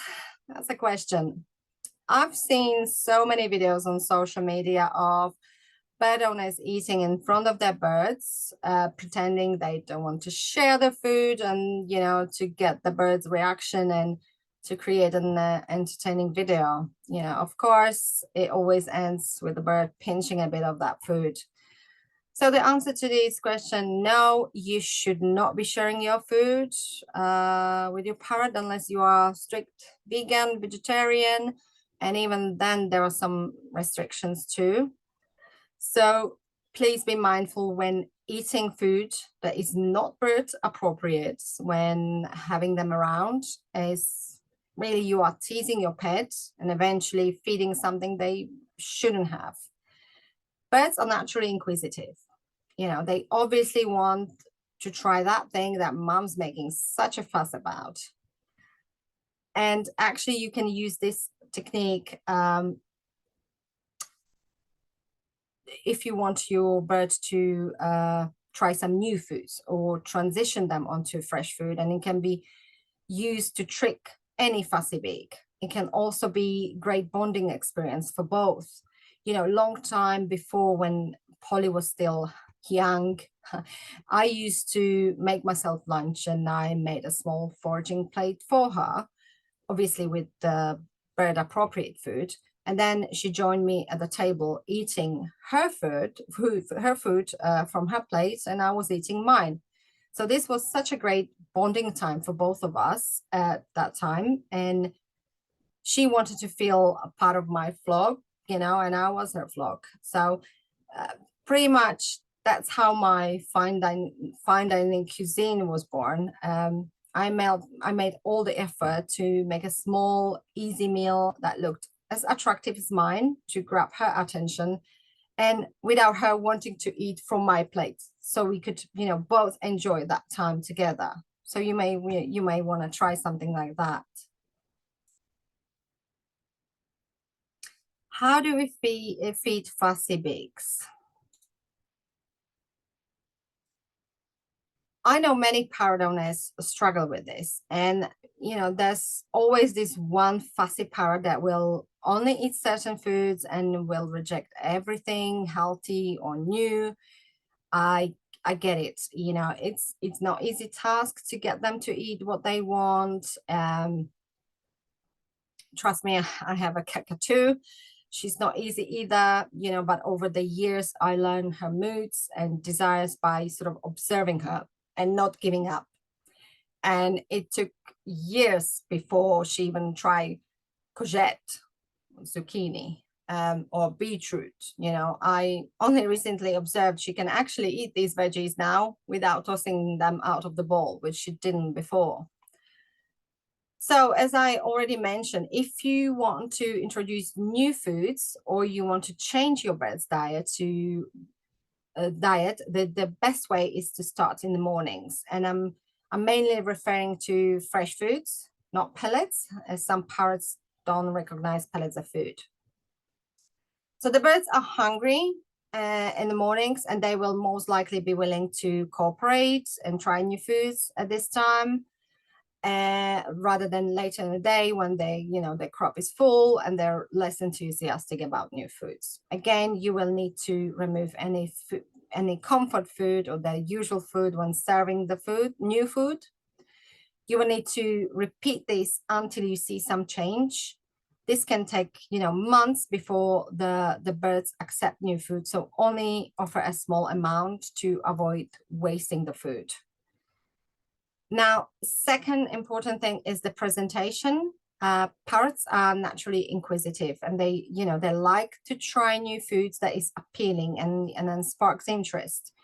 And what you can do, edible flowers can provide that wow factor. You know, from my experience, birds are more likely to respond to new foods if it offers a foraging opportunity, rather than if you just hand them a single piece of veg that you want them to try.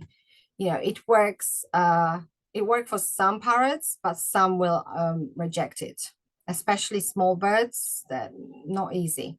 It took me a month to get my budgies onto fresh food, and it is also easier to mix new things into the chop rather than if you just, you know, hand a single piece. For example, Miss Polly won't eat chopped apples. She either leaves them on the sides or just toss them out. I still put them in. You know, she can change her mind at some point, right? And but if I place the whole apple onto a skewer, she will just shred it to bits, ingesting like a small amount, and then the rest is just like a fun to shred, you know. And what I recently discovered as well is that when I cut just like a tiny piece off the apple, she'll eat that. She's very, very strange. She's not really into fruits. So I don't know, it must be a cockatoo thing or something. So I usually hide new foods in their chop, and I just let them forage. The next one is pretend game. And I already touched on that in my previous slide. So basically use this technique to your advantage. Have your bird either on your shoulder if you can, and pretend that you are eating the food you want them to eat, or have them at the table like I used to do with Polly. She always wants what mommy is eating. she's that type of parrot. And it can encourage them to try something new, basically. My Indian ringneck is just super easy when it comes to food. There's no food he won't eat. I'm quite lucky, and he's into healthy stuff, not the junk like Polly. If I let Polly eat junk food, she would just go for it, you know. I'd say try to focus on the two most important nutritional meals of the day, and that's breakfast and dinner.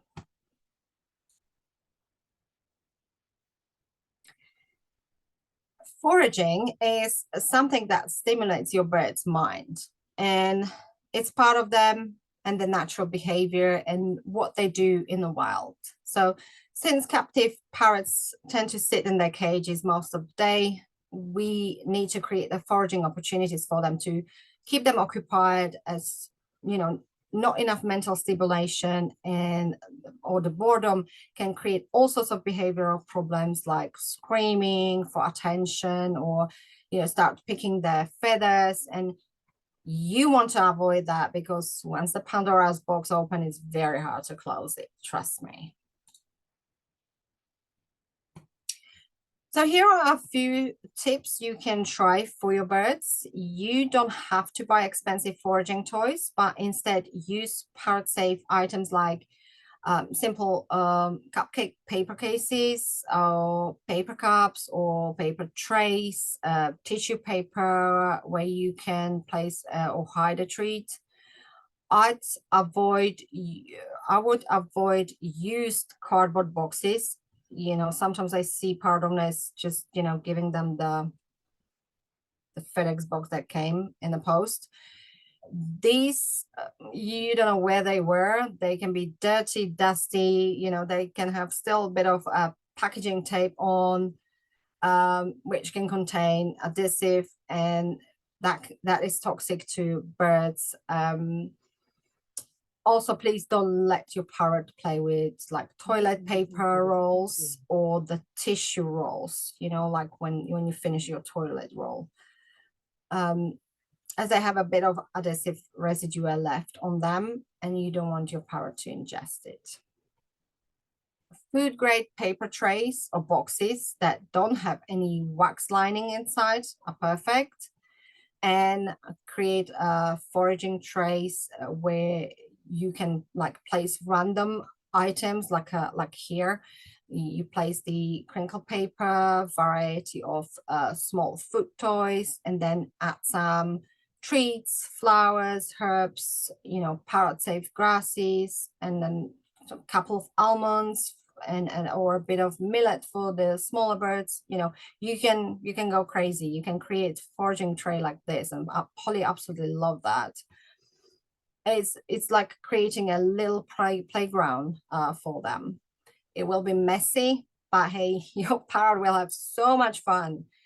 I usually place it either on the table or on top of the cage, if you have a flat surface cage, and then just let them forage for about 10 minutes and then remove it and then offer next day again. As you can see, I created a whole parrot afternoon tea party with all the shebang, like avian herbal teas and various healthy snacks like in those cupcake cases, fresh fruits, and some nuts, and edible flowers, etc. I also tend to play a little game with Polly and Rio, where I hide almond or walnut in a piece of paper or cupcake paper and just crunch into a small ball, and my birds absolutely love it. I sometimes make several small paper balls, and I just some have the treat and some don't, so they will never know which one they pick, and I just cut them on the table, and it's like a big game competition, like who gets which one. If they don't find that treat in the one, they just quickly go and pick another one. So, just keep them busy and having fun as well. Another way is to hang fresh food from the cage or play gym stand using these type of stainless steel skewers. So for larger birds, you can keep the whole veg where possible. And then for smaller birds, like I did for my budgies, you know, you chop the pieces and you thread the chopped pieces onto it, or you can do like a leafy greens as well. For larger parrots, you can hide food treats or anything in the foraging wheel like that. Polly loves this kind of, you know, it keeps her occupied for hours. Well, like she tries to, there's a cover as well on top that you place, and then they've got little holes. So she tries to just retrieve the treats from there.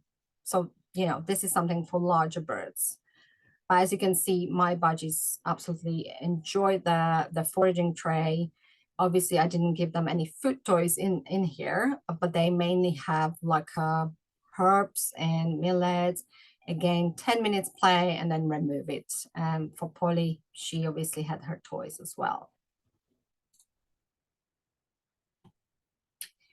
Enrichment with edible flowers. I absolutely love using flowers. I think that's my favorite, especially in their chop, as they not only make the bowl come to life, but it provides natural enrichment. It's a natural toy. I love watching Polly shredding them to bits. She absolutely loves her flowers. And you can offer either fresh or dry flowers. Dry flowers can also be used in one of those foraging toys or trays, and they can last longer, obviously, than the fresh ones. And fresh ones can be expensive. So when buying fresh flowers, please always ensure they are edible and organically grown, and they are suitable for human consumption. You know, those flowers that you see in the garden centers, supermarkets, or florists are designed to be looked at, not eaten. And they usually are sprayed with insecticides or fungicides, which are not safe for our birds. So always ensure that the flower is on a safe bird food list as well. And you can sometimes buy edible flowers in the supermarkets.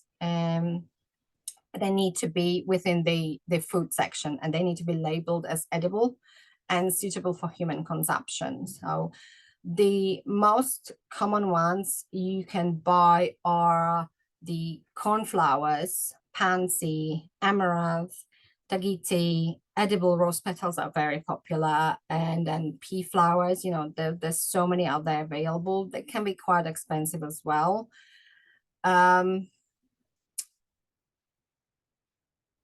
These are usually also used to provide flavor, and we often see them in cocktails or as a lovely cake decoration. That's why they can be quite expensive. We can use this in our birds' bowls too, and you know, I'm sure there's no bird who will turn their beak on some beautiful flowers. The most common and easily available dried flowers that you can use either in that chop or as a tea are, for example, chamomile. Chamomile is fantastic and safe to offer daily, whether it's dry, sprinkled just over the fresh food, or as a drink. It helps to ease anxiety. It's great for skin irritations, and it has a powerful digestive relaxant and much more. So you can offer chamomile tea before your birds' bedtime to help them calm down and just get a good night's sleep. I make Polly one of her avian teas, which contains chamomile just before she goes to bed. Just, you know, soothe her and calm her down. Another one is calendula. Calendula has been used in the cosmetic industry or in medicine, and you can offer it from fresh or dried petals in sort of salads. It is known to have like a strong anti-inflammatory properties and aid in the healing of wounds, and contains antimicrobial and antiviral components. I use calendula a lot, and it's the key ingredient in one of my avian teas. You can use hibiscus flower. I absolutely love hibiscus. It has like a sweet taste when you brew, and it has a beautiful deep red color. It's mainly known for its ability to lower high blood pressure. It may also help to lower cholesterol and blood sugar, and it's packed with antioxidants. However, it's not recommended in high doses or too frequent, as it can affect the liver. So I don't brew hibiscus tea, but again, it's carefully proportioned in one of my avian's tea called Nature Boost, which is the one that supports immune system. And other flowers you can dry flowers you can use is elderflower, that's quite common. Lavender, which is known for its calming effects and the strong scent, or red clover flower, you know, and many others. There's so many, but please, you know, always check for the safety. What I recommend when buying dried flower is to opt for organic whenever possible, and again, human grade, not feed grade, which are usually those sold in pet stores, unless it's clearly stated they're human grade. The pet grade are usually cheap, and they are cheap for a reason, because they've not been, you know, they've not passed all the testing. Soaking and sprouting. Have you ever tried sprouting for your parrots? I know many tried and failed, or are scared, or don't know how to, or may think it's just like too much hassle. Trust me, it's not as scary and difficult as it may look. I was there once too, and yes, it took me a while to get the hang of it, but once you understand the basics, it'll sort of become super easy, and you know, in no time you'll be sprouting like a pro. Soaked seeds sprouts should really form at least 20% of your bird's diet. So let's start with soaking. What is actual soaking?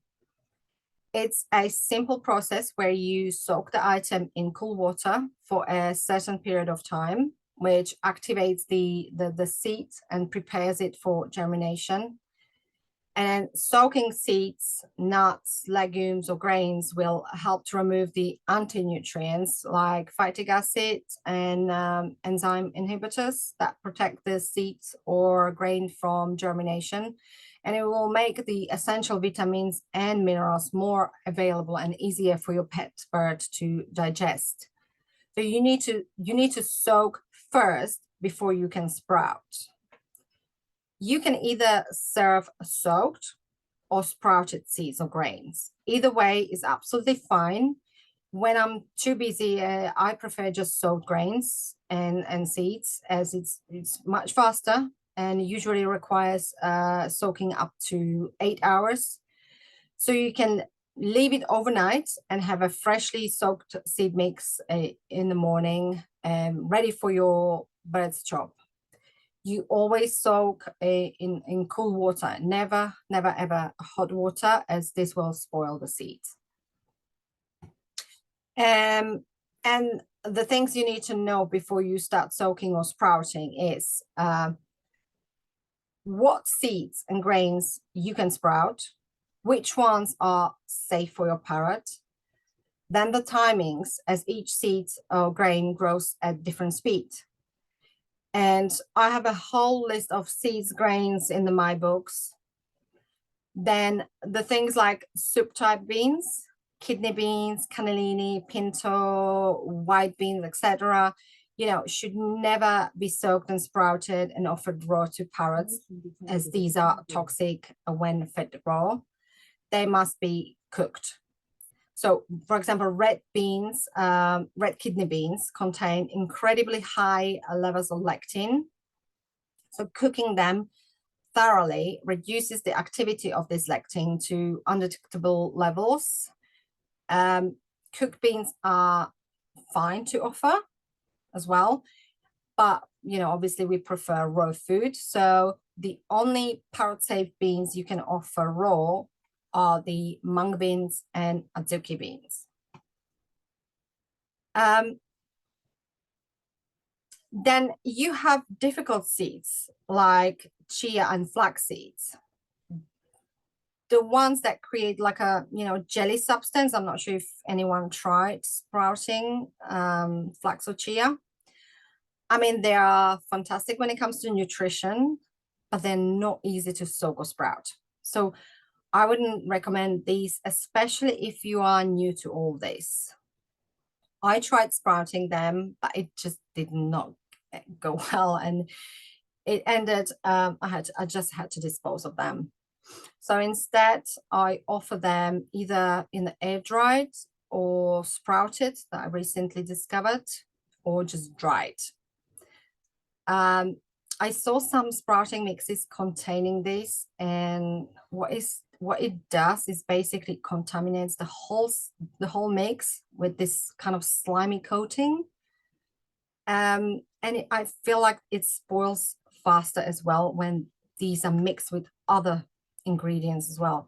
So if you want to soak or sprout them, then do it individually. Just don't mix it with any other grains or seeds that you want to sprout.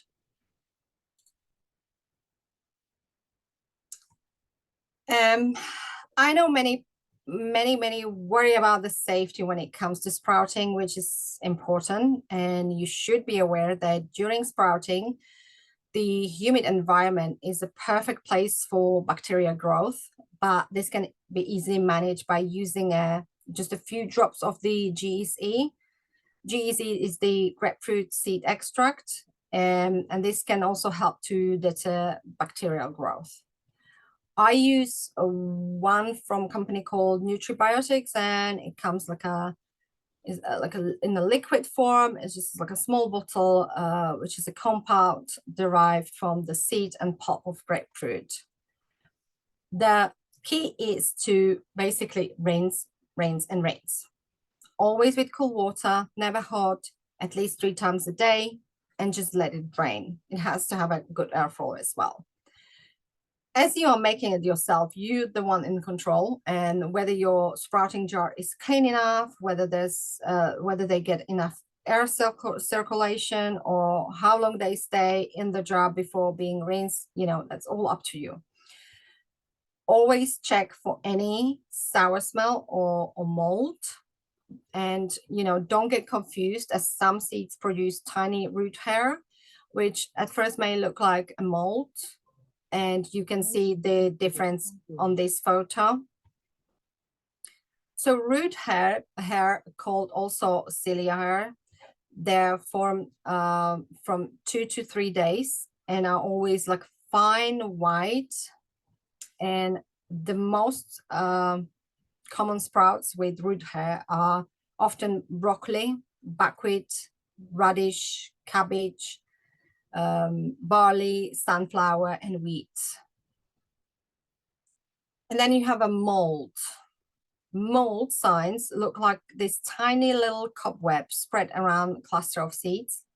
They have, they're grayish color, they have strong odor that will not disappear even after rinsing, and they will feel slimy. You will see the difference immediately. So please always check your sprouts before giving to your birds. I always make a batch that I know I will use in 3 days. And as usually, it goes off after 3 days. So, don't make it too much if you only cater for a small parrot. And, always keep it in the fridge as well, in an airtight container.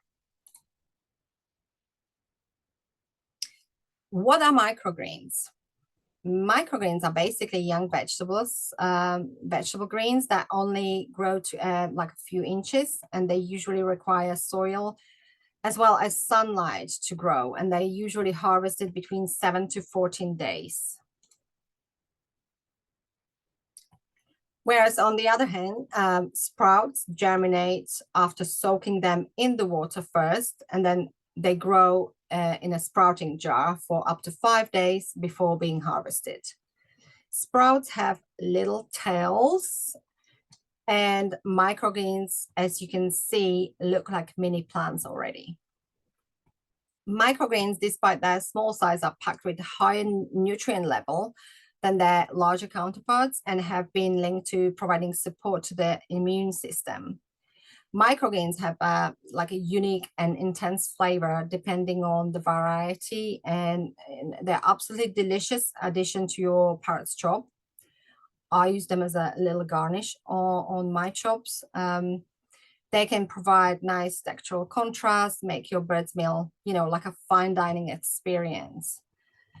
Of course, microgreens can never replace the mature vegetables and the fiber that it provides, but they can certainly fill in the gap in your parrot's diet by providing additional nutrients. They're great for all parrot species, and especially small parrots will love nibbling on them. You know, my badges definitely did. So for growing microgreens, all you need, instead of the jar, you will need a plastic tray like this. You need to get one that is especially designed for growing microgreens.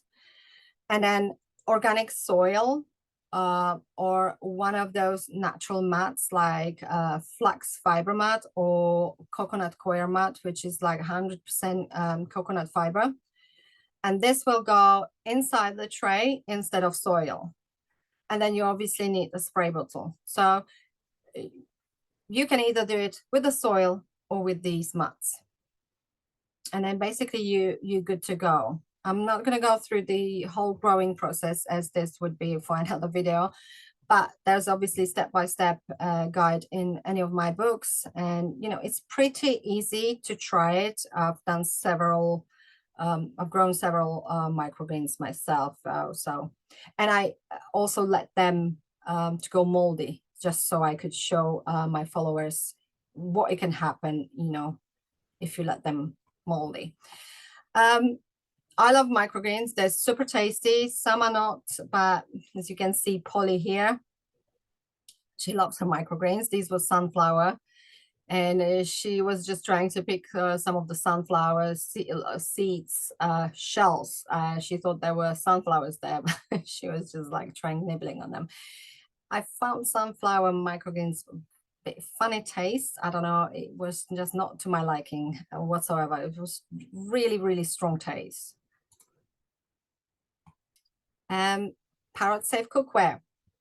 When thinking of having an exotic bird, apart from the millions other things you need to consider, is also obtaining appropriate bird safe cookware.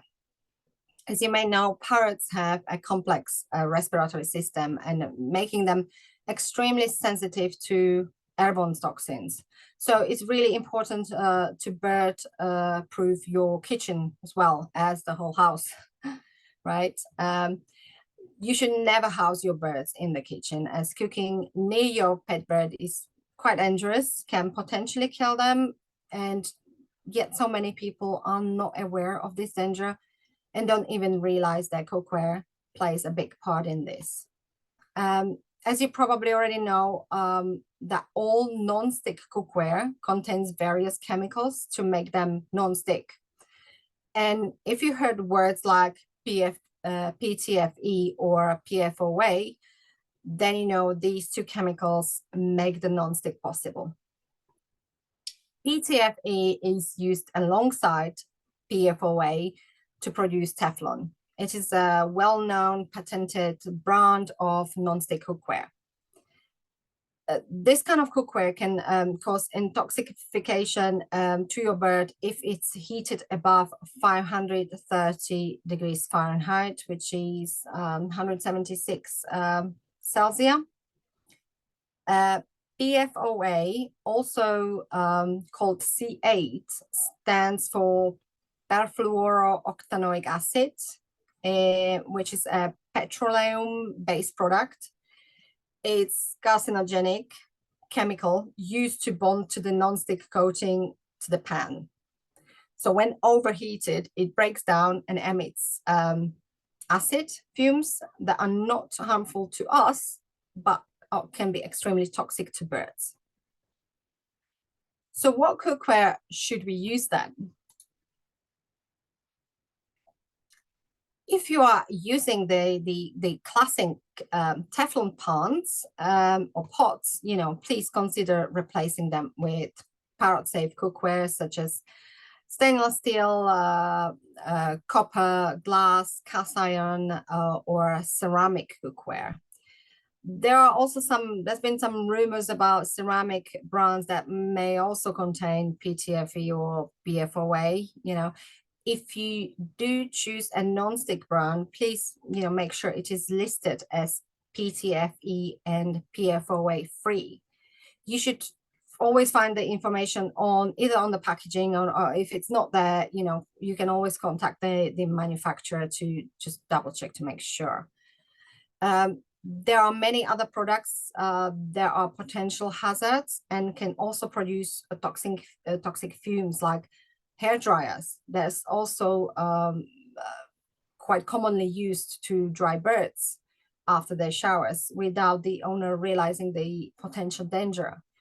Non-stick irons and iron board covers, woks, waffle makers, coffee makers, bread makers, the most dangerous self-cleaning ovens as well. Be aware that, smoke from burn on food, grease, and other debris inside your oven can also be deadly to your birds. So please keep your parrots out of the kitchens when you are cooking.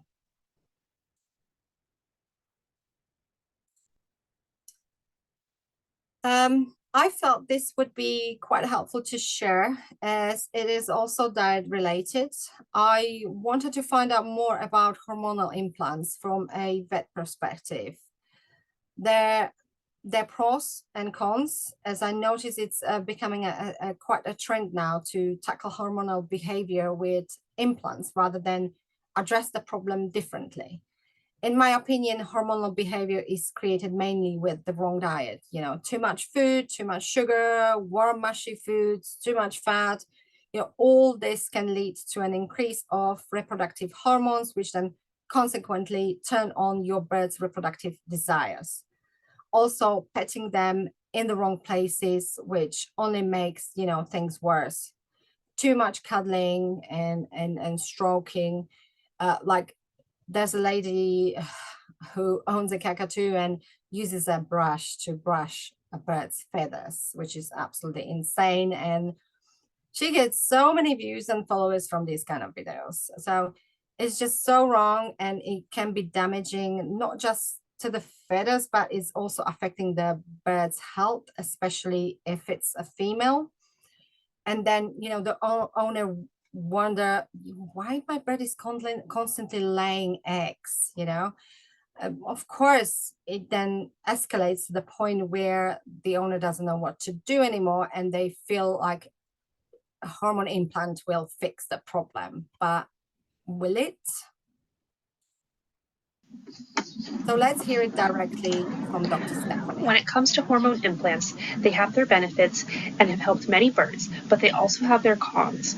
I will say that I use these and find them to be a necessary tool in my toolbox, but for the vast majority of problems that we use them for, they must be thought of as a band-aid.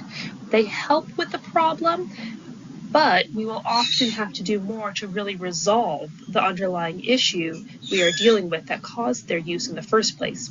For many birds, we need to still work on behavioral modification techniques, make alterations to diet and exercise, and also sometimes consider more involved treatments to fix a reproductive related problem. You should always search for other alternatives and speak with your vet about your individual bird before just jumping to using them. They also only last for about 6 months, so depending on the problem we are using them for, you really should consider investigating how else you are going to resolve the problem before the implant wears off. And in some individuals with repeated use, the time between their need for replacement seems to get shorter.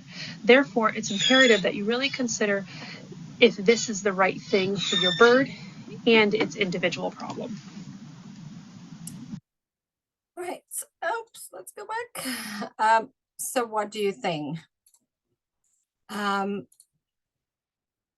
my opinion, treating hormonal problems can be solved or managed in a more natural way. And that's by reviewing your habits with your bird, starting with the diet, training, the offering foraging opportunities, the exercise and stress-free home environment, as all of this has an impact on the behavior as well.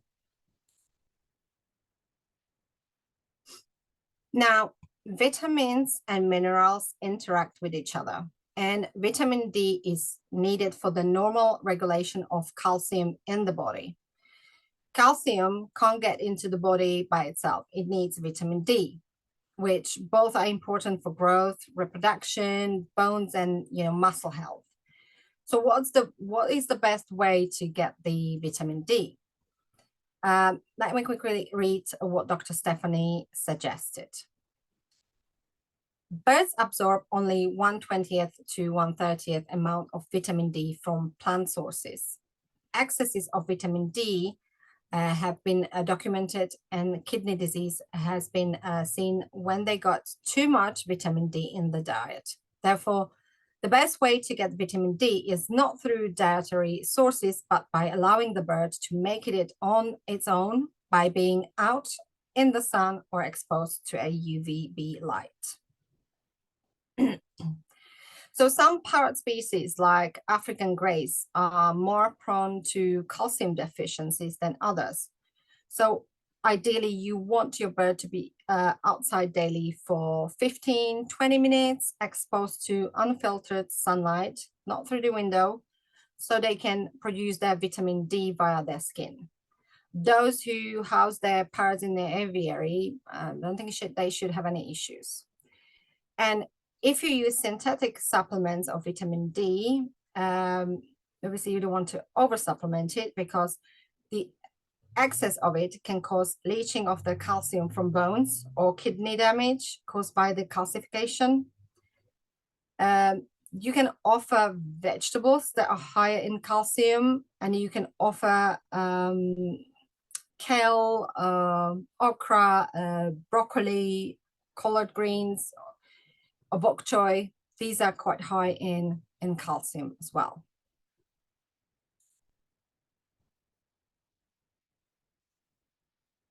I get asked a lot about what vegetables and fruit seeds are safe for parrots. So here are the most common ones that you can safely feed to your pet bird. You have honeydew melon, watermelon, papaya, pumpkin, any of the squashes, acorn, butternut squash. All these seeds, they're all fine, and they can be added to your parrot's chop, or you can let them pick it directly from that veg or fruit, or just hang the whole fruit or veg on the stainless steel skewer and just let them pick. Polly's absolutely obsessed with watermelon seeds or any dark looking seeds. Of course, you feed it all in moderation. If I let her, she would probably pick all the seeds from the whole watermelon, but I can't let that happen, as it obviously would make her sick.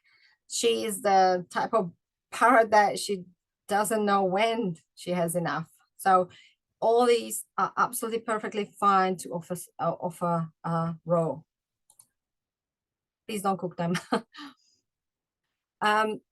So how you can make a chop, salad, chop, whatever you want to call it, is basically a mixture of chopped vegetables and herbs. So how do you make the best and the most nutrition chop for your flock? First, you need to select a parrot-safe vegetables and fresh herbs, and cut them using various techniques. You can slice, you can dice, shred, however your parrot prefers. And often you need to experiment to find out what sort of grabs their attention. Is it small cubes that they can hold in their food, or spaghetti looking veg they can pull out of the bowl? I always suggest trying different styles, as each part is different. They use veggies and fresh herbs, and then use this as your base.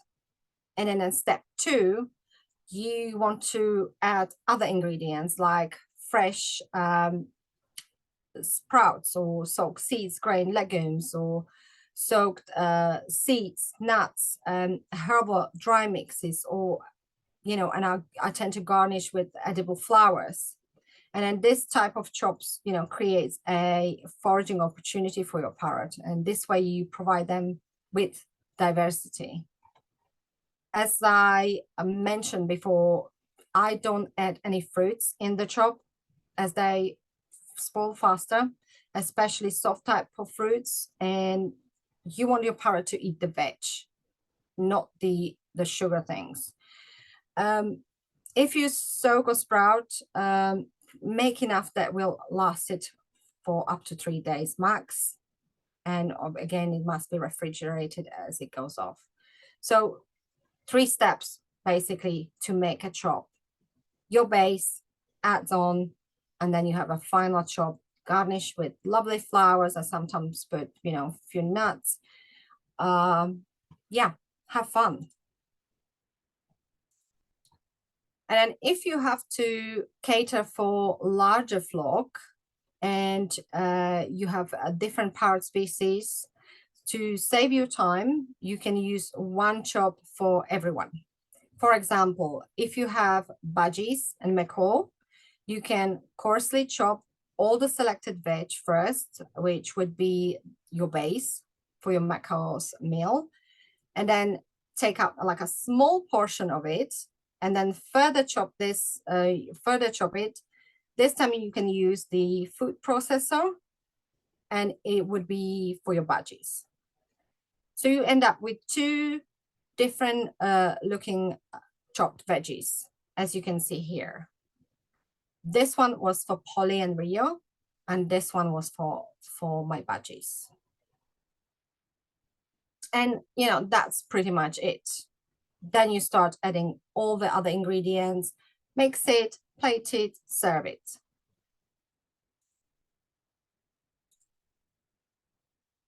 And here is one of my recipes that you can try, and, you know, feel free to adjust the quantities as needed, depending on how many beaks you need to feed. I always make enough to use for the day, as I'm not a big fan of freezing chop. I've tried that before.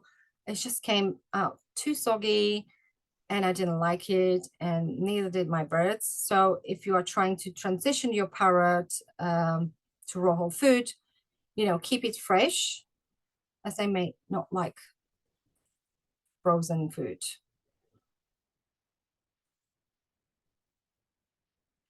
And here are a couple of suggestions where you can buy natural foods, including avian herbal teas, dry mixes, and other healthy foods that will complement your parrot's diet. I specialize in avian herbal teas that were formulated by Dr. Jason Green. That's how I started, and then gradually developed more products. I offer various natural toppers and soaking mixes that go well with the fresh food to just create that nutritious chop. I often consult Dr. Stephanie if there's something I'm unsure of when developing a new blend. Obviously, safety and quality are very important to me. And we actually created a brand new product that I'm planning to launch at some point next year. And I just can't wait for that. It's just going to be something really cool. And then obviously, if you are US based, you can always visit Dr. Jason Green's new store called biobirdsblends.com. He's got some absolutely amazing dry mixes that I need to try as well. And I'm ending this presentation with a little task for you. Please describe bird using the word parrot, and then post it in the comments once this recording is available on Phoenix Learning website. I will then review and pick the most interesting one, and that person will get an autographed copy of one of my books called Parrot's Healthy Dining Go Raw. unfortunately, this giveaway only applies to US, Canada, UK, Australia, and European countries. This is my definition of Polly: precious, affectionate, ridiculously raging, ongoing trouble. She's my little trouble, but hey, I cannot be without her. So thank you all for your time and for lasting this long. I really hope you found this presentation helpful and that it will help you on your journey to provide your parrot with a healthier diet. And over to you, Anne. Wow, Karmen, action-packed as expected. I can't imagine that people didn't find something new to put to work with their birds. And thanks for letting us use this, put this up as a recording on our website, because I know a lot of people will want to go back and listen in increments so they can figure out, you know, how to make important, valuable changes. Can you repeat again where you want people to post their definition of the letters? I would say on your website, once you post the recording, I believe they can comment. Can they comment? They can't comment on our website, but they could comment on our Facebook page. So, right. Yeah. Well, we could post something there. Yeah.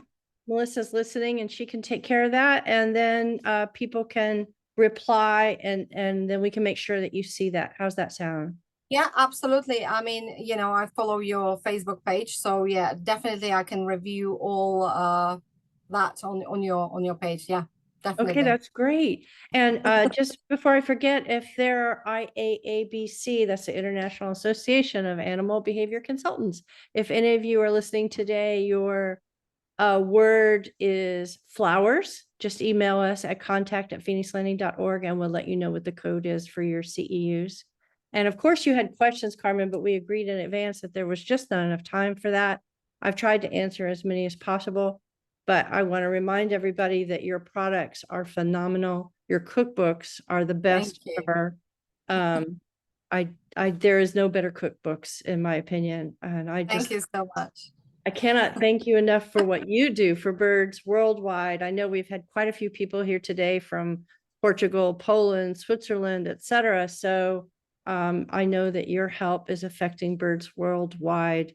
And I hope people will come back next month, December 16th, for our talk on behavior with Dr. Sin. And thank you for quoting Dr. Lamb so much. I mean, she's the current president of the AAV, and we all respect her greatly. So she's absolutely amazing, and you know, I collaborate with her a lot, so you know, I fully trust her, and she's absolutely amazing. So yeah, she's my biggest help as well. You know, my goal is to just raise awareness and, you know, make a difference in the parrot world. So I put a lot of time, you know, I work 7 days a week and just trying to create a new products, new healthy products, just to give them the opportunity to thrive and to live a better, healthier life. Absolutely. So we all have birds in our lives that, you know, that have caused us to take up the cause. Phoenix for me, Polly for you, you know, they're magic, and the way they touch our hearts, souls, and minds. And absolutely, I hope we can give back to them as much as the parrots give to us. So you're definitely doing your part. So forever grateful. Yeah, they'll just give you unconditional love. And you know, we have such a strong bond with Polly. She's absolutely amazing. I don't know what I would do without her. She's my everything. So, you know, I'll do anything. You know, I've changed so much since I got her, and since her, you know, the first years with her, I've turned completely, you know. So I made that effort, and I'm, you know, to make her life better. That's for sure. I hear you. The hours go by and we do what we do, and but we do it with love and passion, determination. Absolutely. So so glad you're in the world and taking care of helping so many parrots. So thanks again, Karmen. I can't believe we finally have you Sharing your great thank stuff. you. I don't do these kind of talks, but yeah, thank you so much for having me. It's been an absolute pleasure. And yeah, I hope this Okay. helps in Thank some you. way. All right, everybody. See you next Take month, care. hopefully. Take care, Carmen. Have a good Thank happy you. holidays. You too. Okay. Bye, you too. Thank you. Bye. Bye.